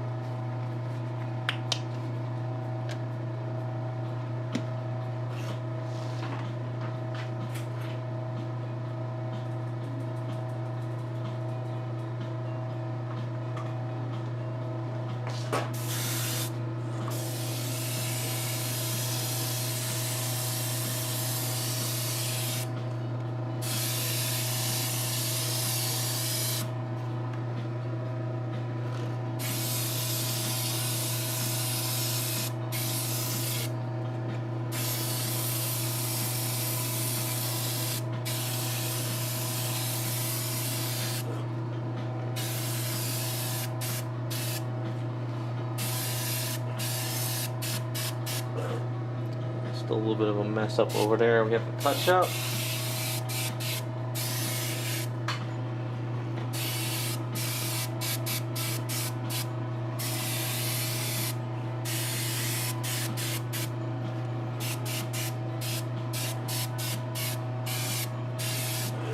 Alright, so that gives it like more of a little bit of a satin, silky look to it, so it's not as shiny, but we got a nice protective coat.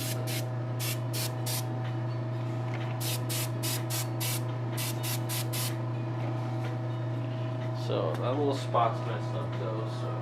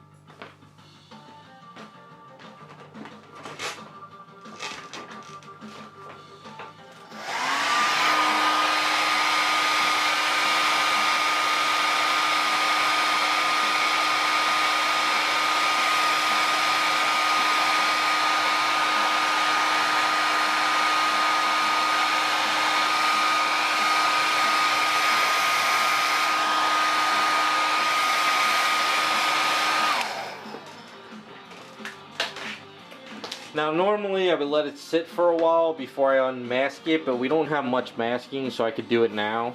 And then let it sit for a bit maybe. We'll see how it goes. Let's see what I can get done now.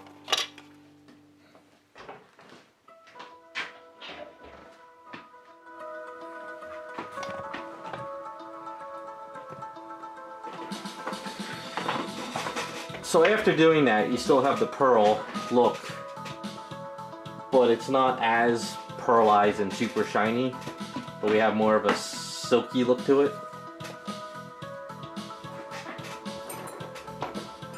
So let's go here first, try to position myself so I don't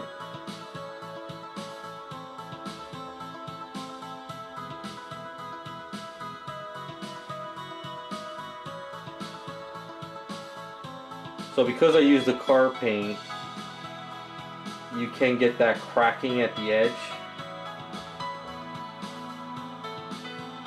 So you just got to be trying to break it up a bit without scraping any of the paint.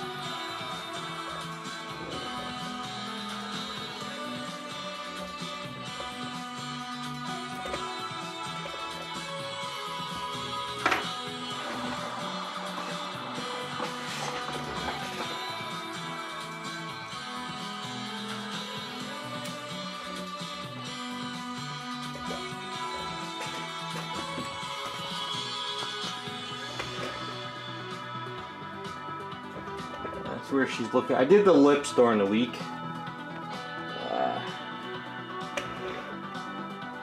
Gave her pink lips and tried to blend it out a little bit.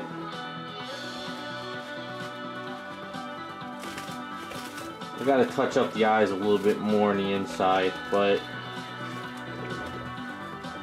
I think with the blush there, kind of brought out the cheekbones a little bit on her. Sort of forced the cheekbones a bit. They're not really there on the sculpt, but I think it helps a little bit.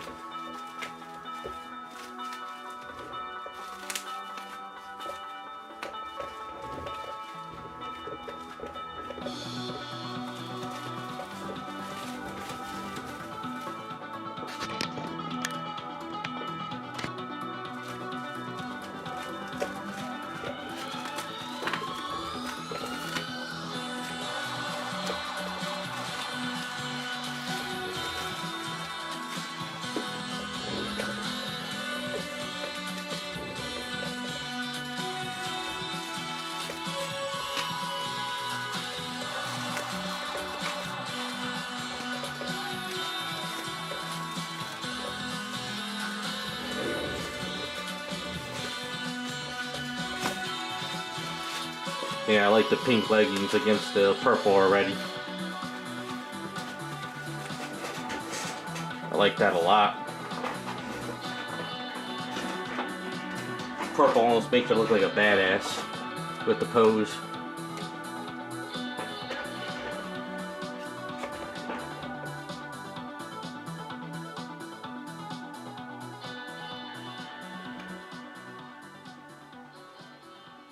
So there's a little bit of a mess up here, but since I have the pink, I could go in there and touch it up.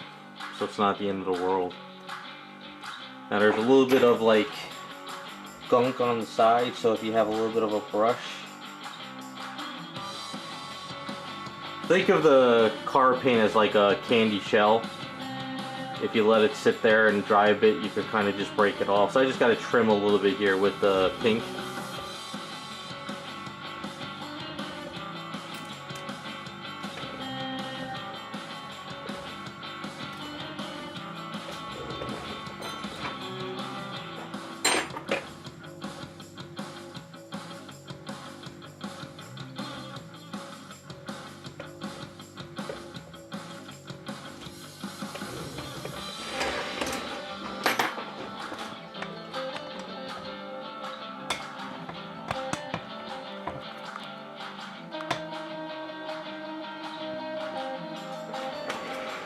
Yeah, it's definitely on the darker side, which I like. Nice.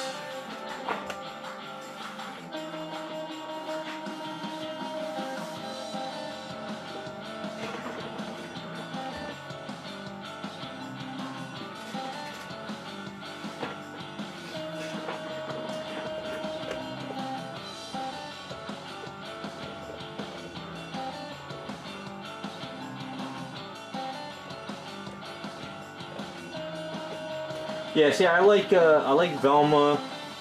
Well, I mean Daphne when she's got the pink leggings. I know a lot of artwork sort of doesn't have it, but I kind of like it better.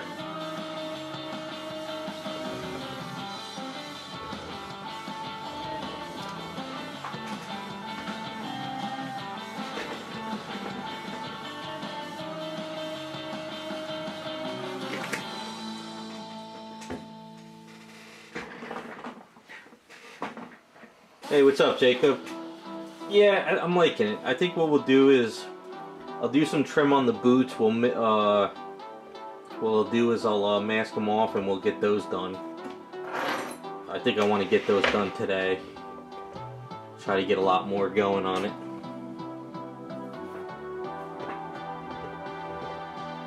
Right now it looks a little weird because her hand is painted purple, but I think once we get this skin tone here, this will kind of come together a little bit better.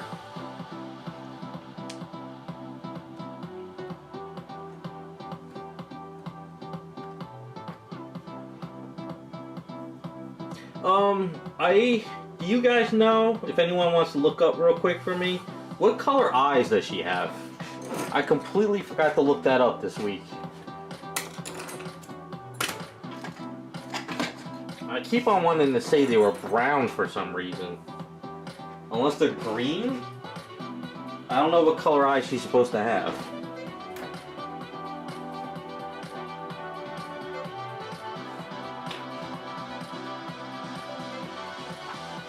Yeah, that's what I'm doing, Golden. I'm gonna sponge paint it. Give it like a texture as I paint them. So what I'm thinking I'm doing is I'm gonna use the same color here on the boots, but give it a little bit of some other colors into it and kind of give it a suede look.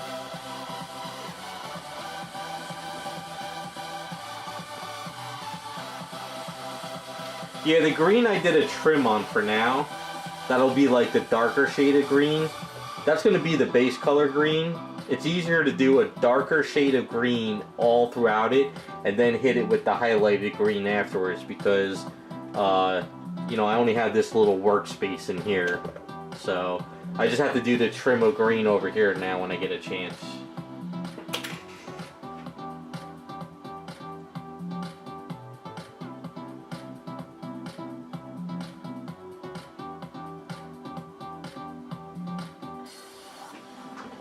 Yeah, I could do brown eyes on her, but like I said, I don't Unless on the like a wiki she's got specific eye color. I'm not really sure.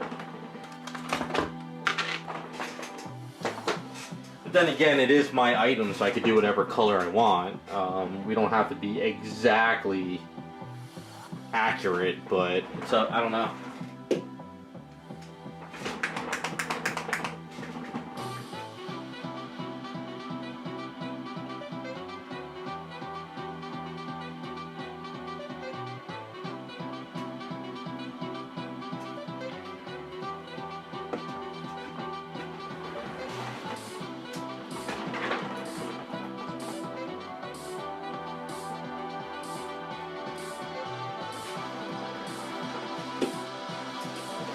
Well, I think if we do lavender eyes with all this other lavender on her would be too much. So what do you think? Maybe we should do our own take? I would think green eyes, because we have a green scarf and green eyes. I think that would work better.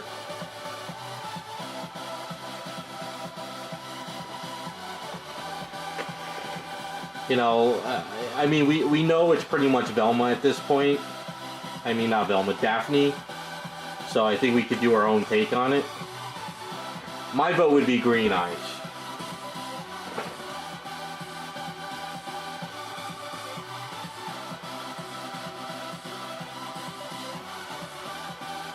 Thanks, Terrell. Yeah, I think we definitely got that old school look to our hair.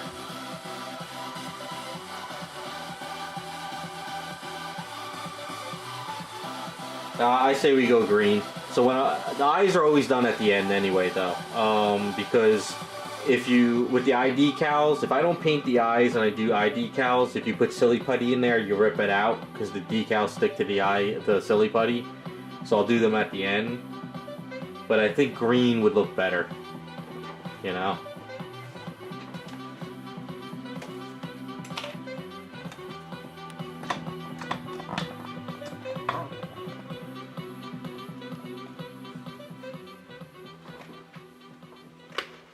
I think blue would be kind of break it up. I think with the green scarf, green eyes, kind of bring it together a bit.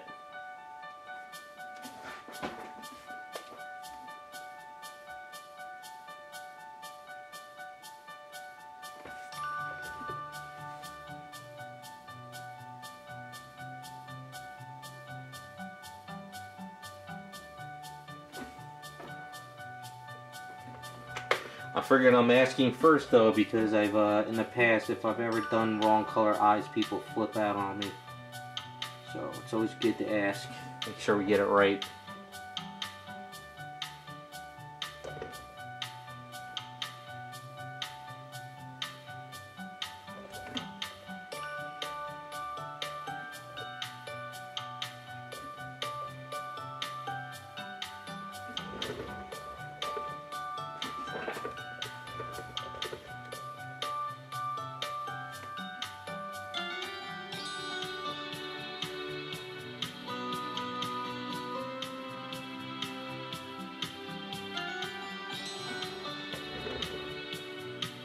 Alright, green it is, then it's settled. When I'm ready to do the eyes, we're doing green.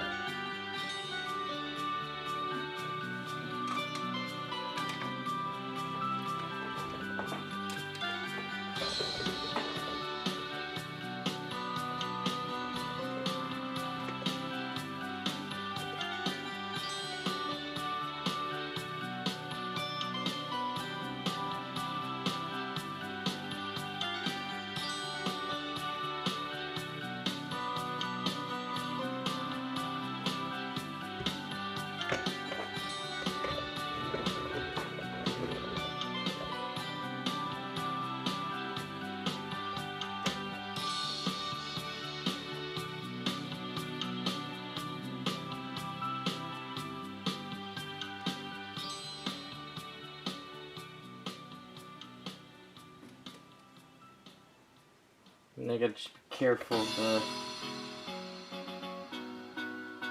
part we just painted.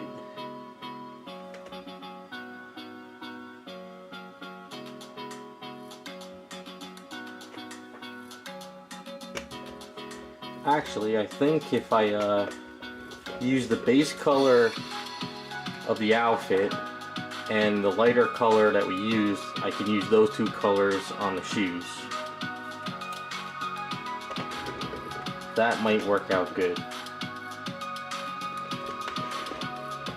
But what we'll do is we'll flatten it down, really flatten it down, so this way there's no pearls in there.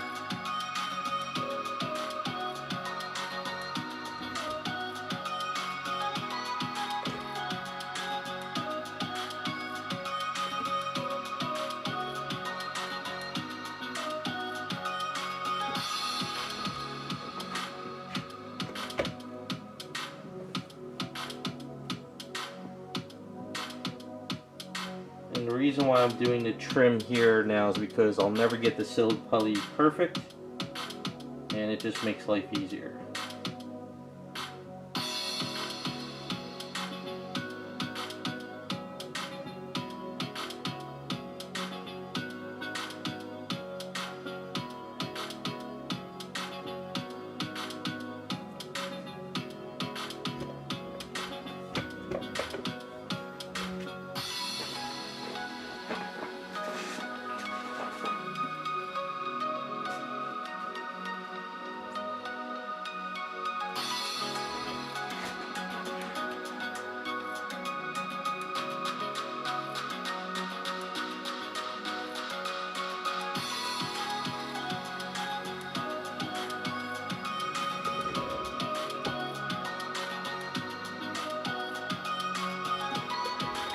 I gotta turn my AC on, it's getting way too hot in here.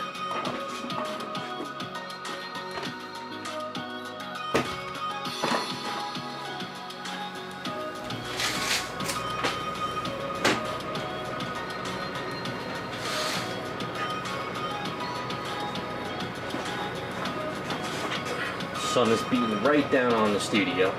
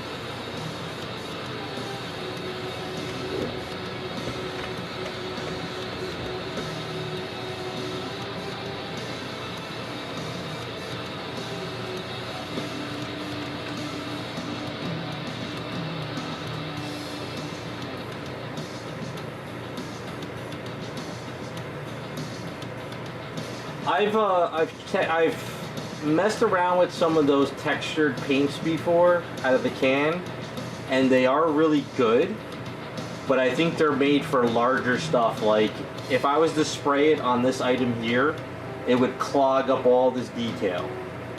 But if this was like a shoe of probably this big with detail, it would work. I made the mistake with that stuff one time, but then again, it could have been the brand I was using. It was like, what was it? It was a granite texture spray paint. But also I found that it's very very thick and soft. But then again, that was probably back in 2013 I tested it. But it could have been just the brand I was using.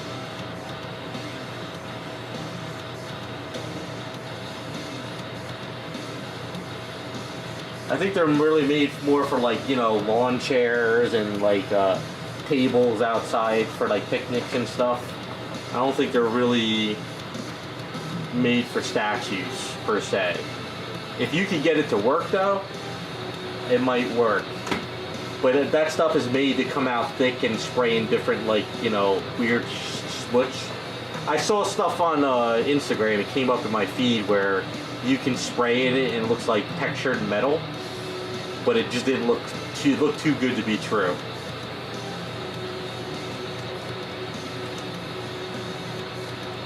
But I think if you have like a just a generic round base or something and you want to make it look marble but you don't want to paint it, that stuff you can get away with doing it. And I think you just got to find the right brand, you know, just like Shadowfire said, it's good for bases, but I think you need to find the correct brand where it will cure correctly. Because don't forget, if you put a statue on the item and it's heavy and that stuff is like squishy in a sense, you could probably pull it up if it sticks to the feet. But I mean, if you know a good company and it works, you know, more power to you.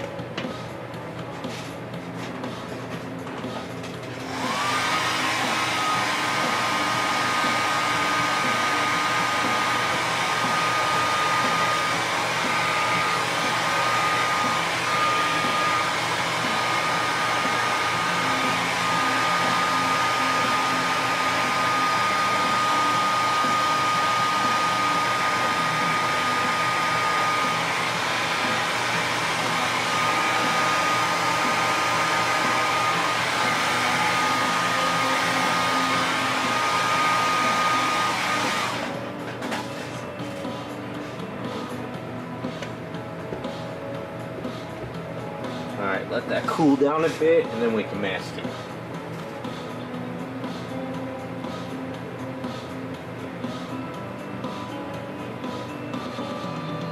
Okay, so you need to let it sit for a couple days. Alright.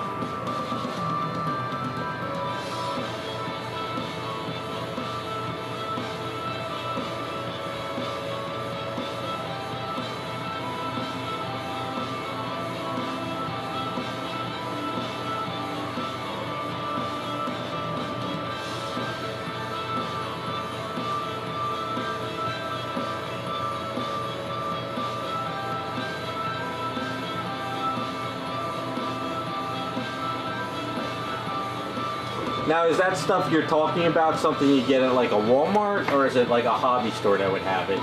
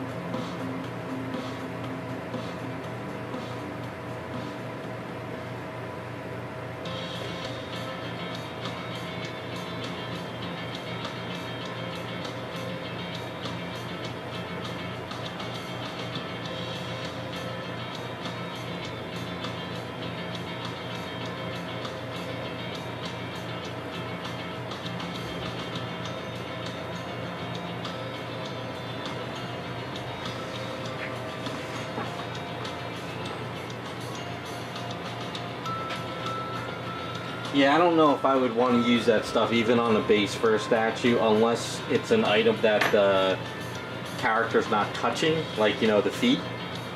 So like say like there's a bunch of rocks here or something and then the character's away from it, I could see using it on, but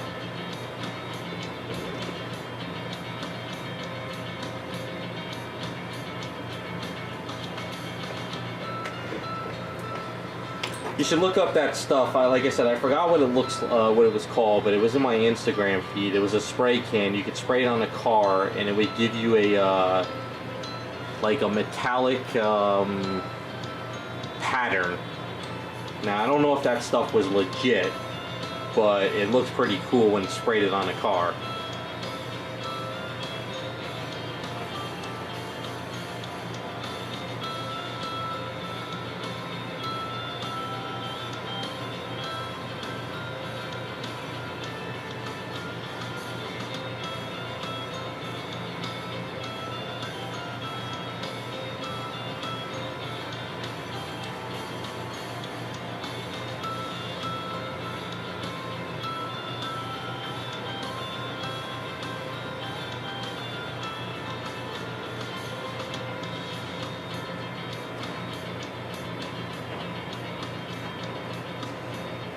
Maybe it bonds better to wood. Do you prime your wood before you spray the stuff? I think you would. I would guess you would have to, right?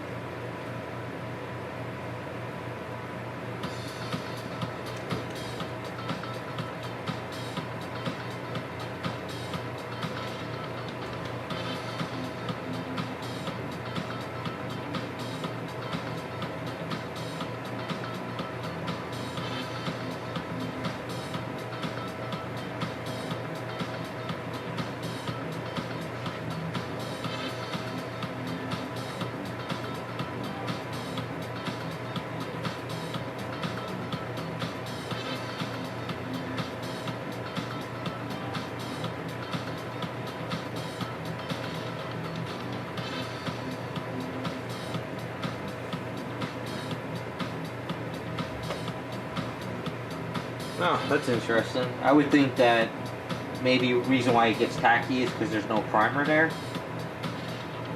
I don't know.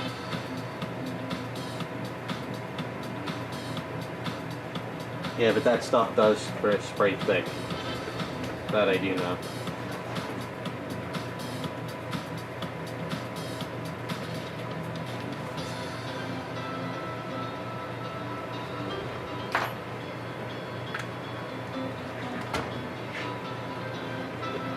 Oh, it's a one-shot can. Probably clogs up the nozzle, right?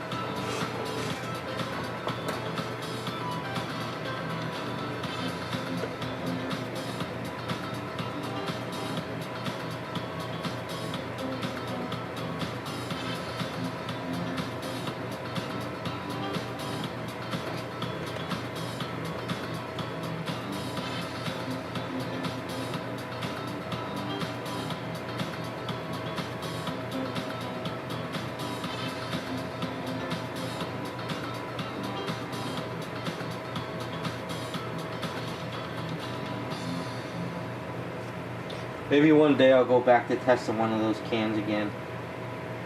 I never had luck in the past, but maybe it's worth a shot. They got the chemicals and spray cans down better.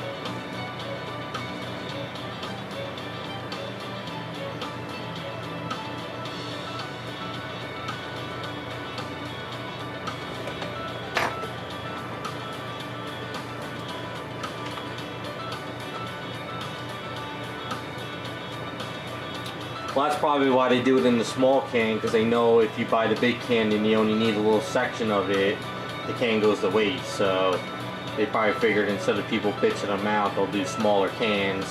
You burn through it, and then you get another one if you need it.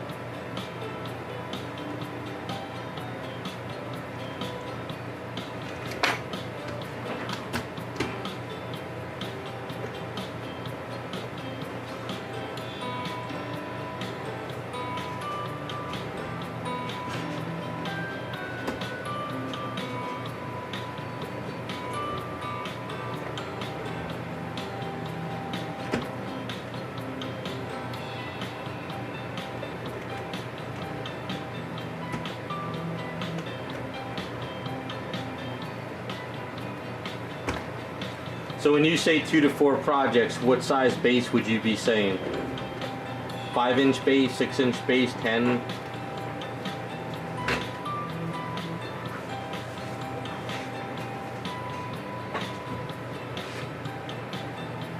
So 6-inch base for about 2 to 3 projects?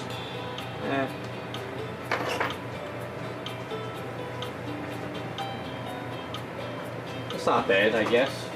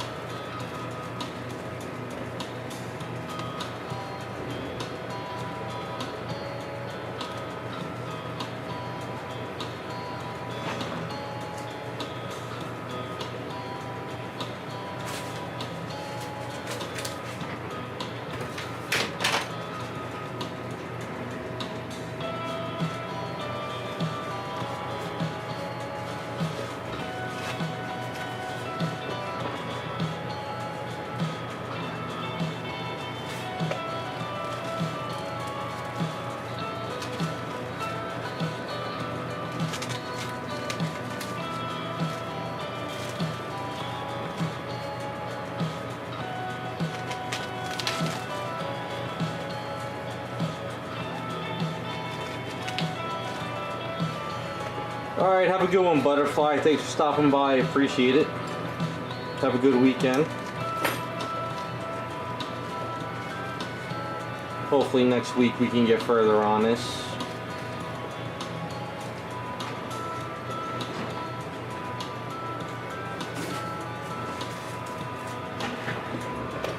Now that she's coming actually to a close, I gotta finalize the Patreon vote for the next weekly stream character, so maybe I'll get that going this weekend.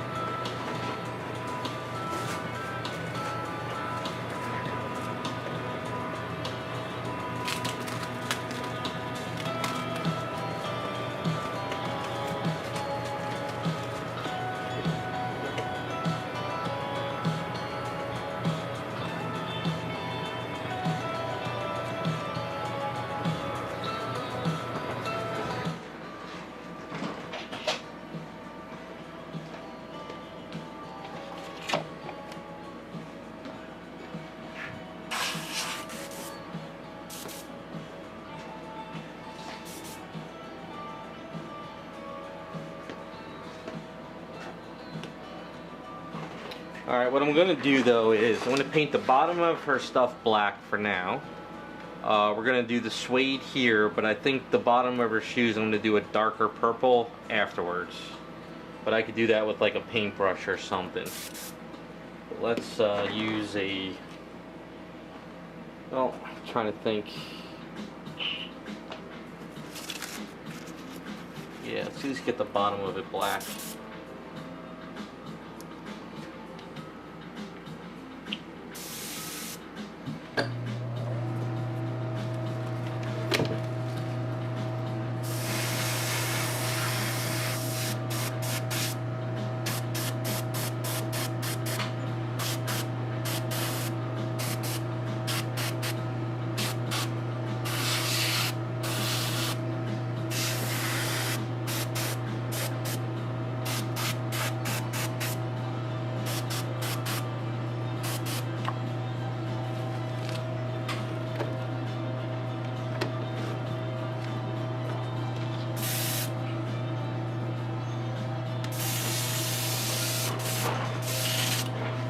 Gonna actually, the base color has pearl in it. We don't want pearl.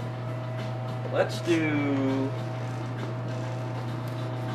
this color as a base.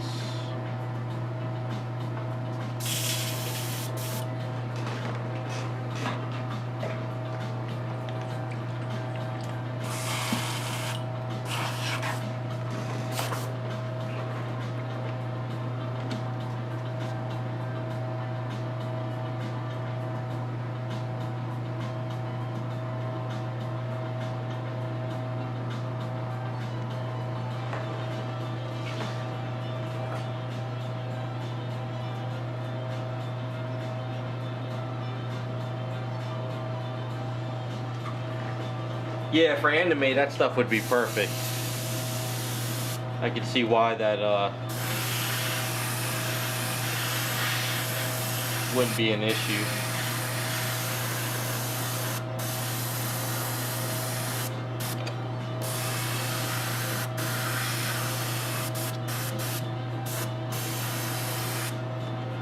Actually, I think that purple would be great for the bottom part.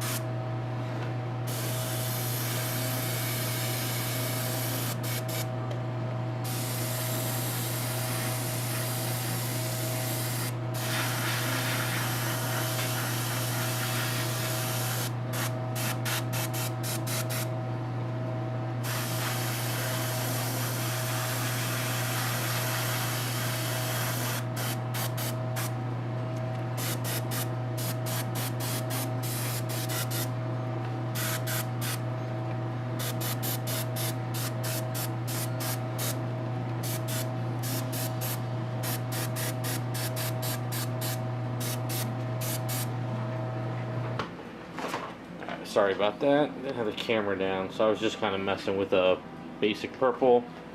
I just use this color here.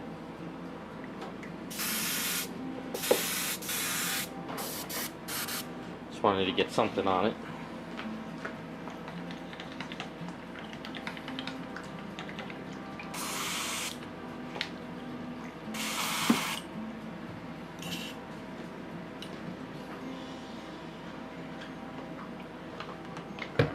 Got our base coat going, get the camera in a better position.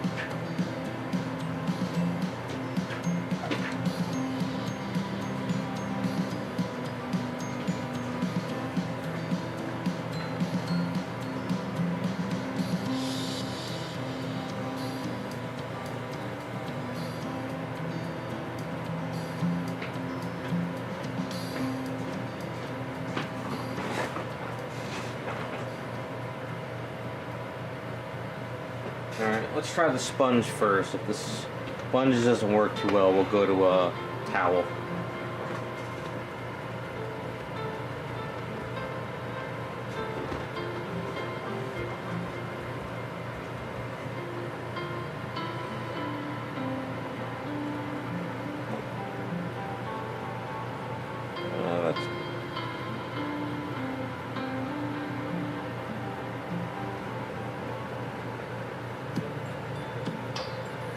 We need lighter shoes. We can't do too dark shoes, so I think this might work.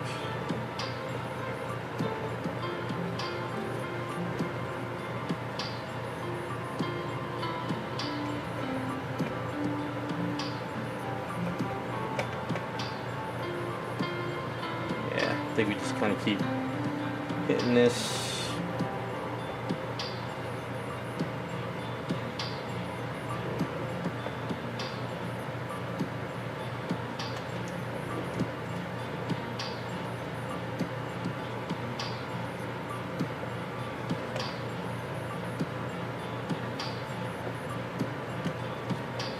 Kind of gives it a suede look, but something a little different. What do you guys think? Something like that? I think once we dull it down, though, it'll come together.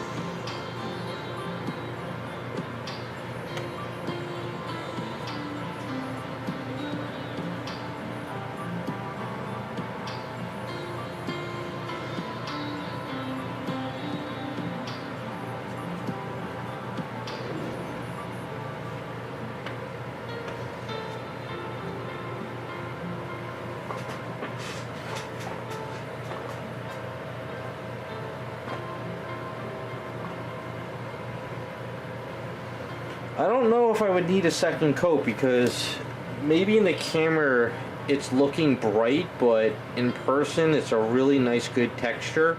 And I think maybe once it's flat coated, it'll bring it together.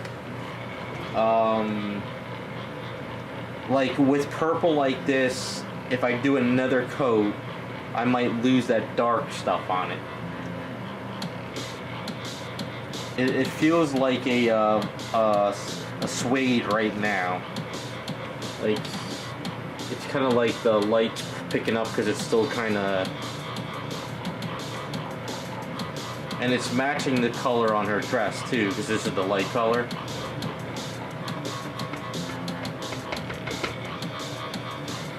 I don't know, I think if I do too much, because it's kind of wettish how I'm putting this on, so it kind of picks up the dark areas.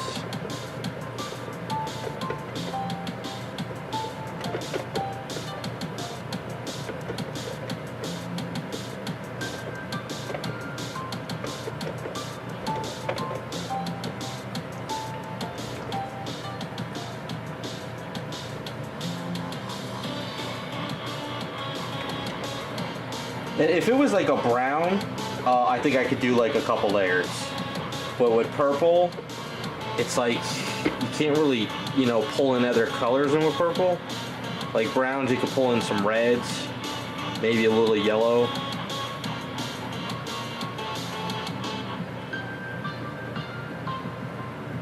This is just kind of like faking a texture, basically, you know.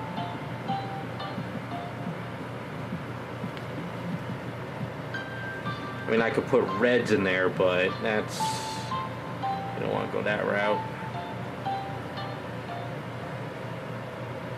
I kind of like that.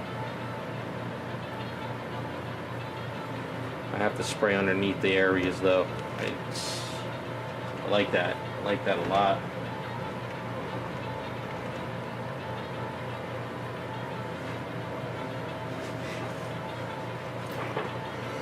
Yeah, you know, sometimes I use the broken side of the sponge, or sometimes I use the flat side.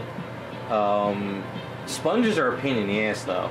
Sometimes certain sponges work great, other ones are kind of crap, they fall apart on you.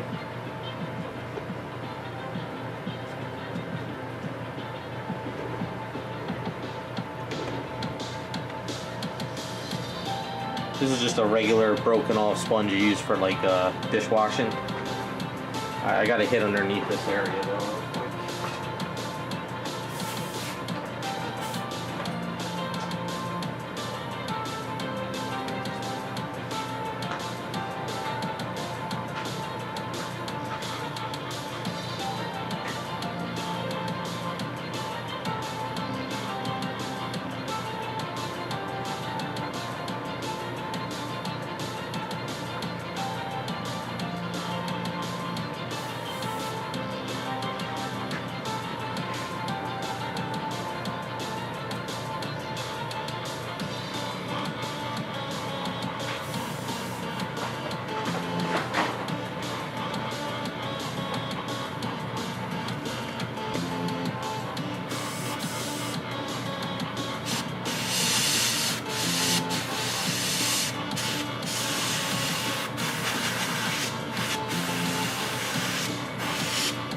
Actually, that works better.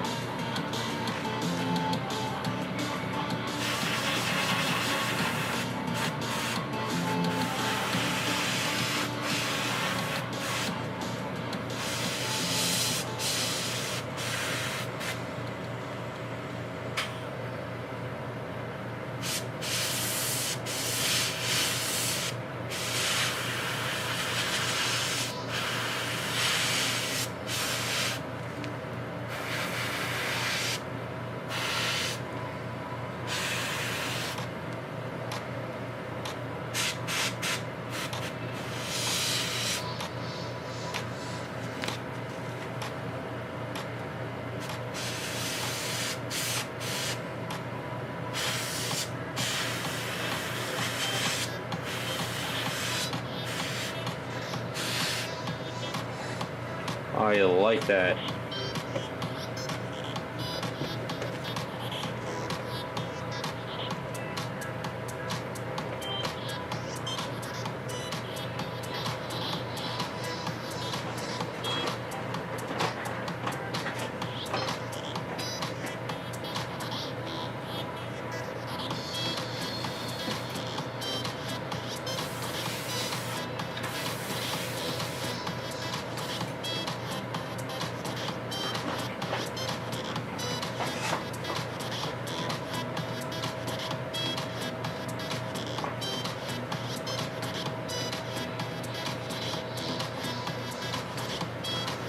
Yeah, sponging works out pretty well. I can see how it works great for doing like a Joker face too, if you want to break up skin. If you really want to get crazy, you can really break up your sponge even more. Yeah, I like this texture. I think it's perfect for what I was going for.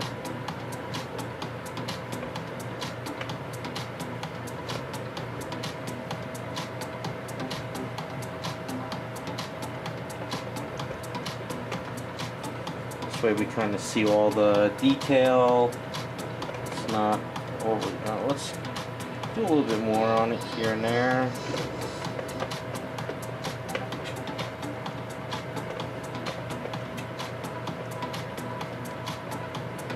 Kind of stylized a bit.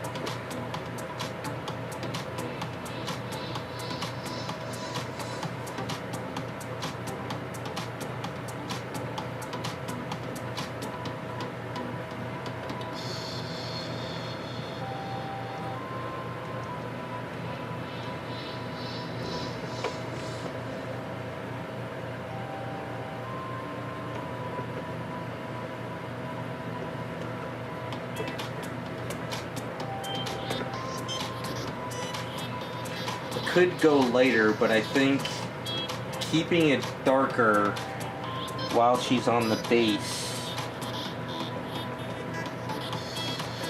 I don't know, let's kind of keep this going a little bit more.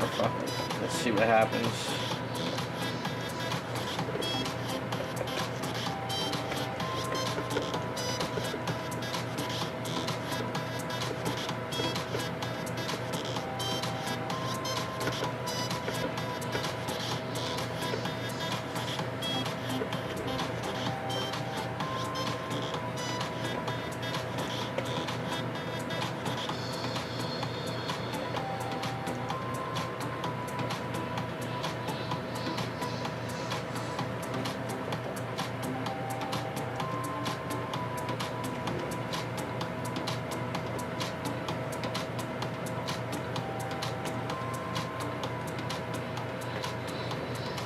Yeah, I think that's getting there.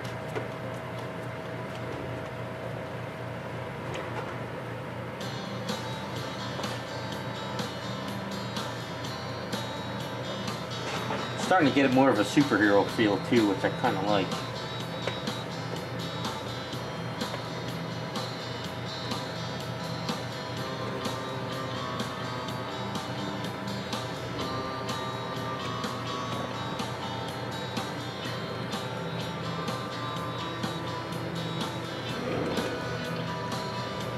Alright, so I think if we flatten it down, we should be pretty good. Let me wash my hands real quick. Let's get a little spot over here.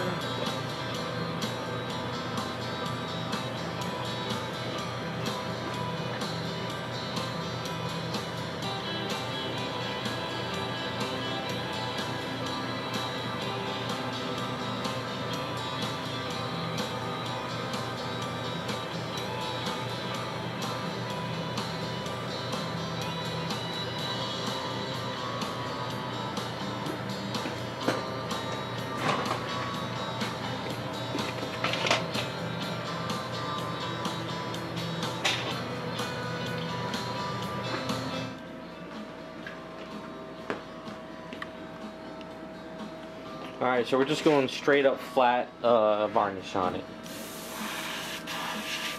That'll be the perfect way to flatten it.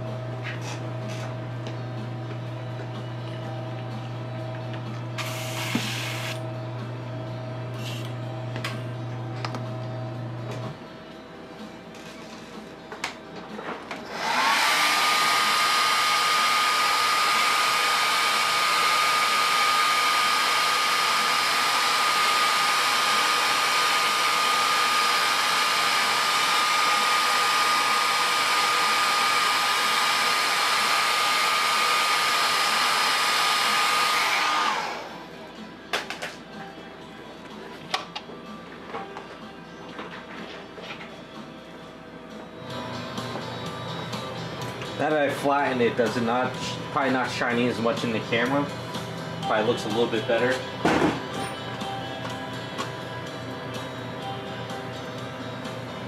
But I think that's what I wanted. I like that. Definitely feels like a badass superhero now.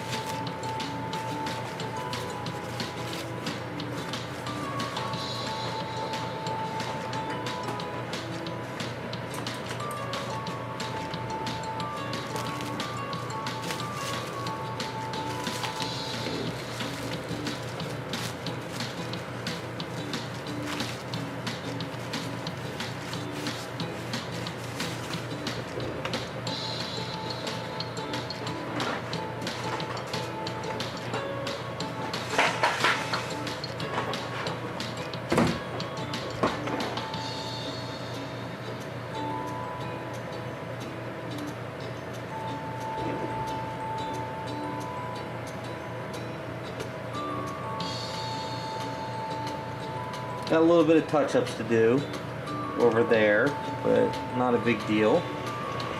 I like it. I think that works.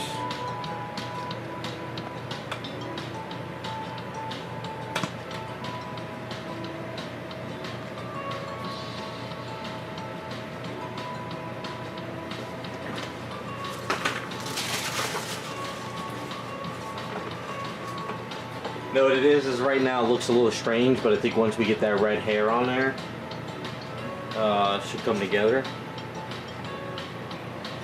So if we have the green, just a nice experiment, you know, you have the red hair, the green, should probably pull it together a little bit more, you know, once those colors are there.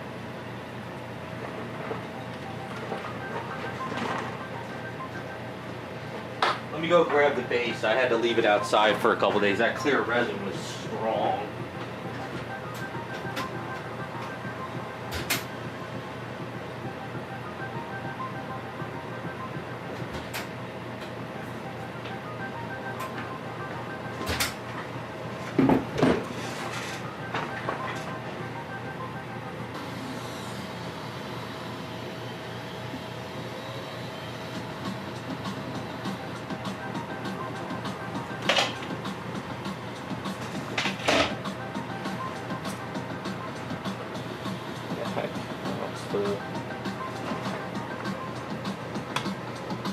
See, now that her feet are in the base, it looks a little bit better.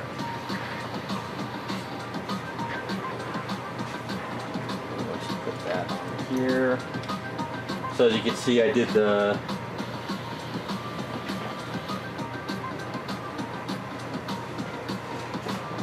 oh, I'm gonna do a ginger orange. What I like to do is I like to just throw colors on the item so I could see what it looks like. You know, it gives me a better understanding of where it's going, you know. So it's just, I just throw a red bottle up there for now. But yeah, we're definitely gonna go with like an orangey red. So you can see I put the clear resin in the feet here, and I let it sit out in the sun. But it's such a, for some odd reason, this clear resin reacts to me, so I had to let it sit outside. But I just got to do the edging of it now.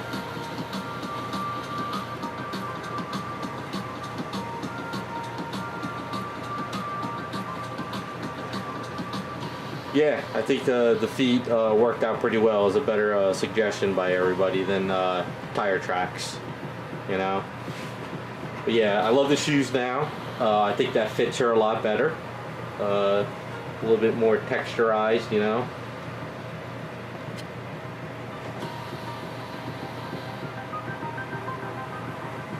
Yeah, I'm going to use the clear resin more often than UV stuff, but I just got to make sure I do it outside.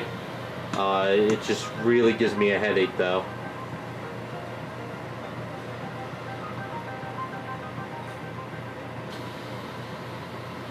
But yeah, she's getting there. We're pretty much close to being finished on her, really. So, like, say I grab a orange bottle. Okay. So, so we have, like, say, orangey, fiery hair, and then we have a green there. That'll all start to come together.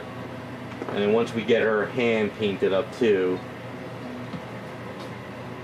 I think what I'll do is I'll go pink nails on her, like the lipstick, the leggings, and pink nail polish. I think that'll work out pretty well.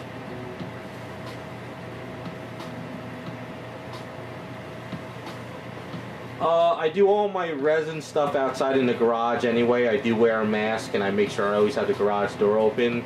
I don't do resin work, like if I have to cast and mold and I use a pressure pot, I only do it in the summertime where I can have the garage door open. But I do not do anything in the winter time because I don't like, so I try to schedule projects where if I have to do a lot of resin work, casting and molding, it's only summer.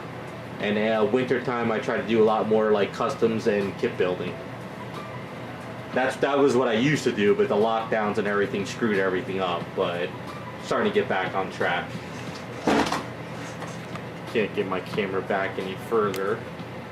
But yeah, she's looking good. I'm loving the hair. Definitely got an older cougar vibe to her, I guess, which is not bad.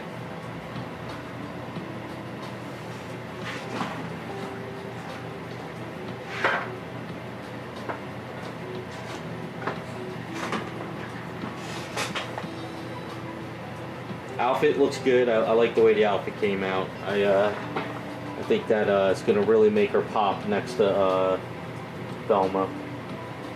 So I'm gonna have to go in here and do some trim stuff when I get a chance during the week. Clean up some edges, fix a few little details. So this way, next week you come back, I could probably do the scarf and the hands, and then we can finish off with the hair at the very end and then eyes probably. I don't want to rush any of this. Or I might just do the hands separate. I don't know. It's going to be a little tricky because this hand's going to be a lot of issues. And there might be a lot of touch-ups on it too. But yeah, she's definitely got a cougar vibe to her now. I like it. Legs are looking good. Face is coming together.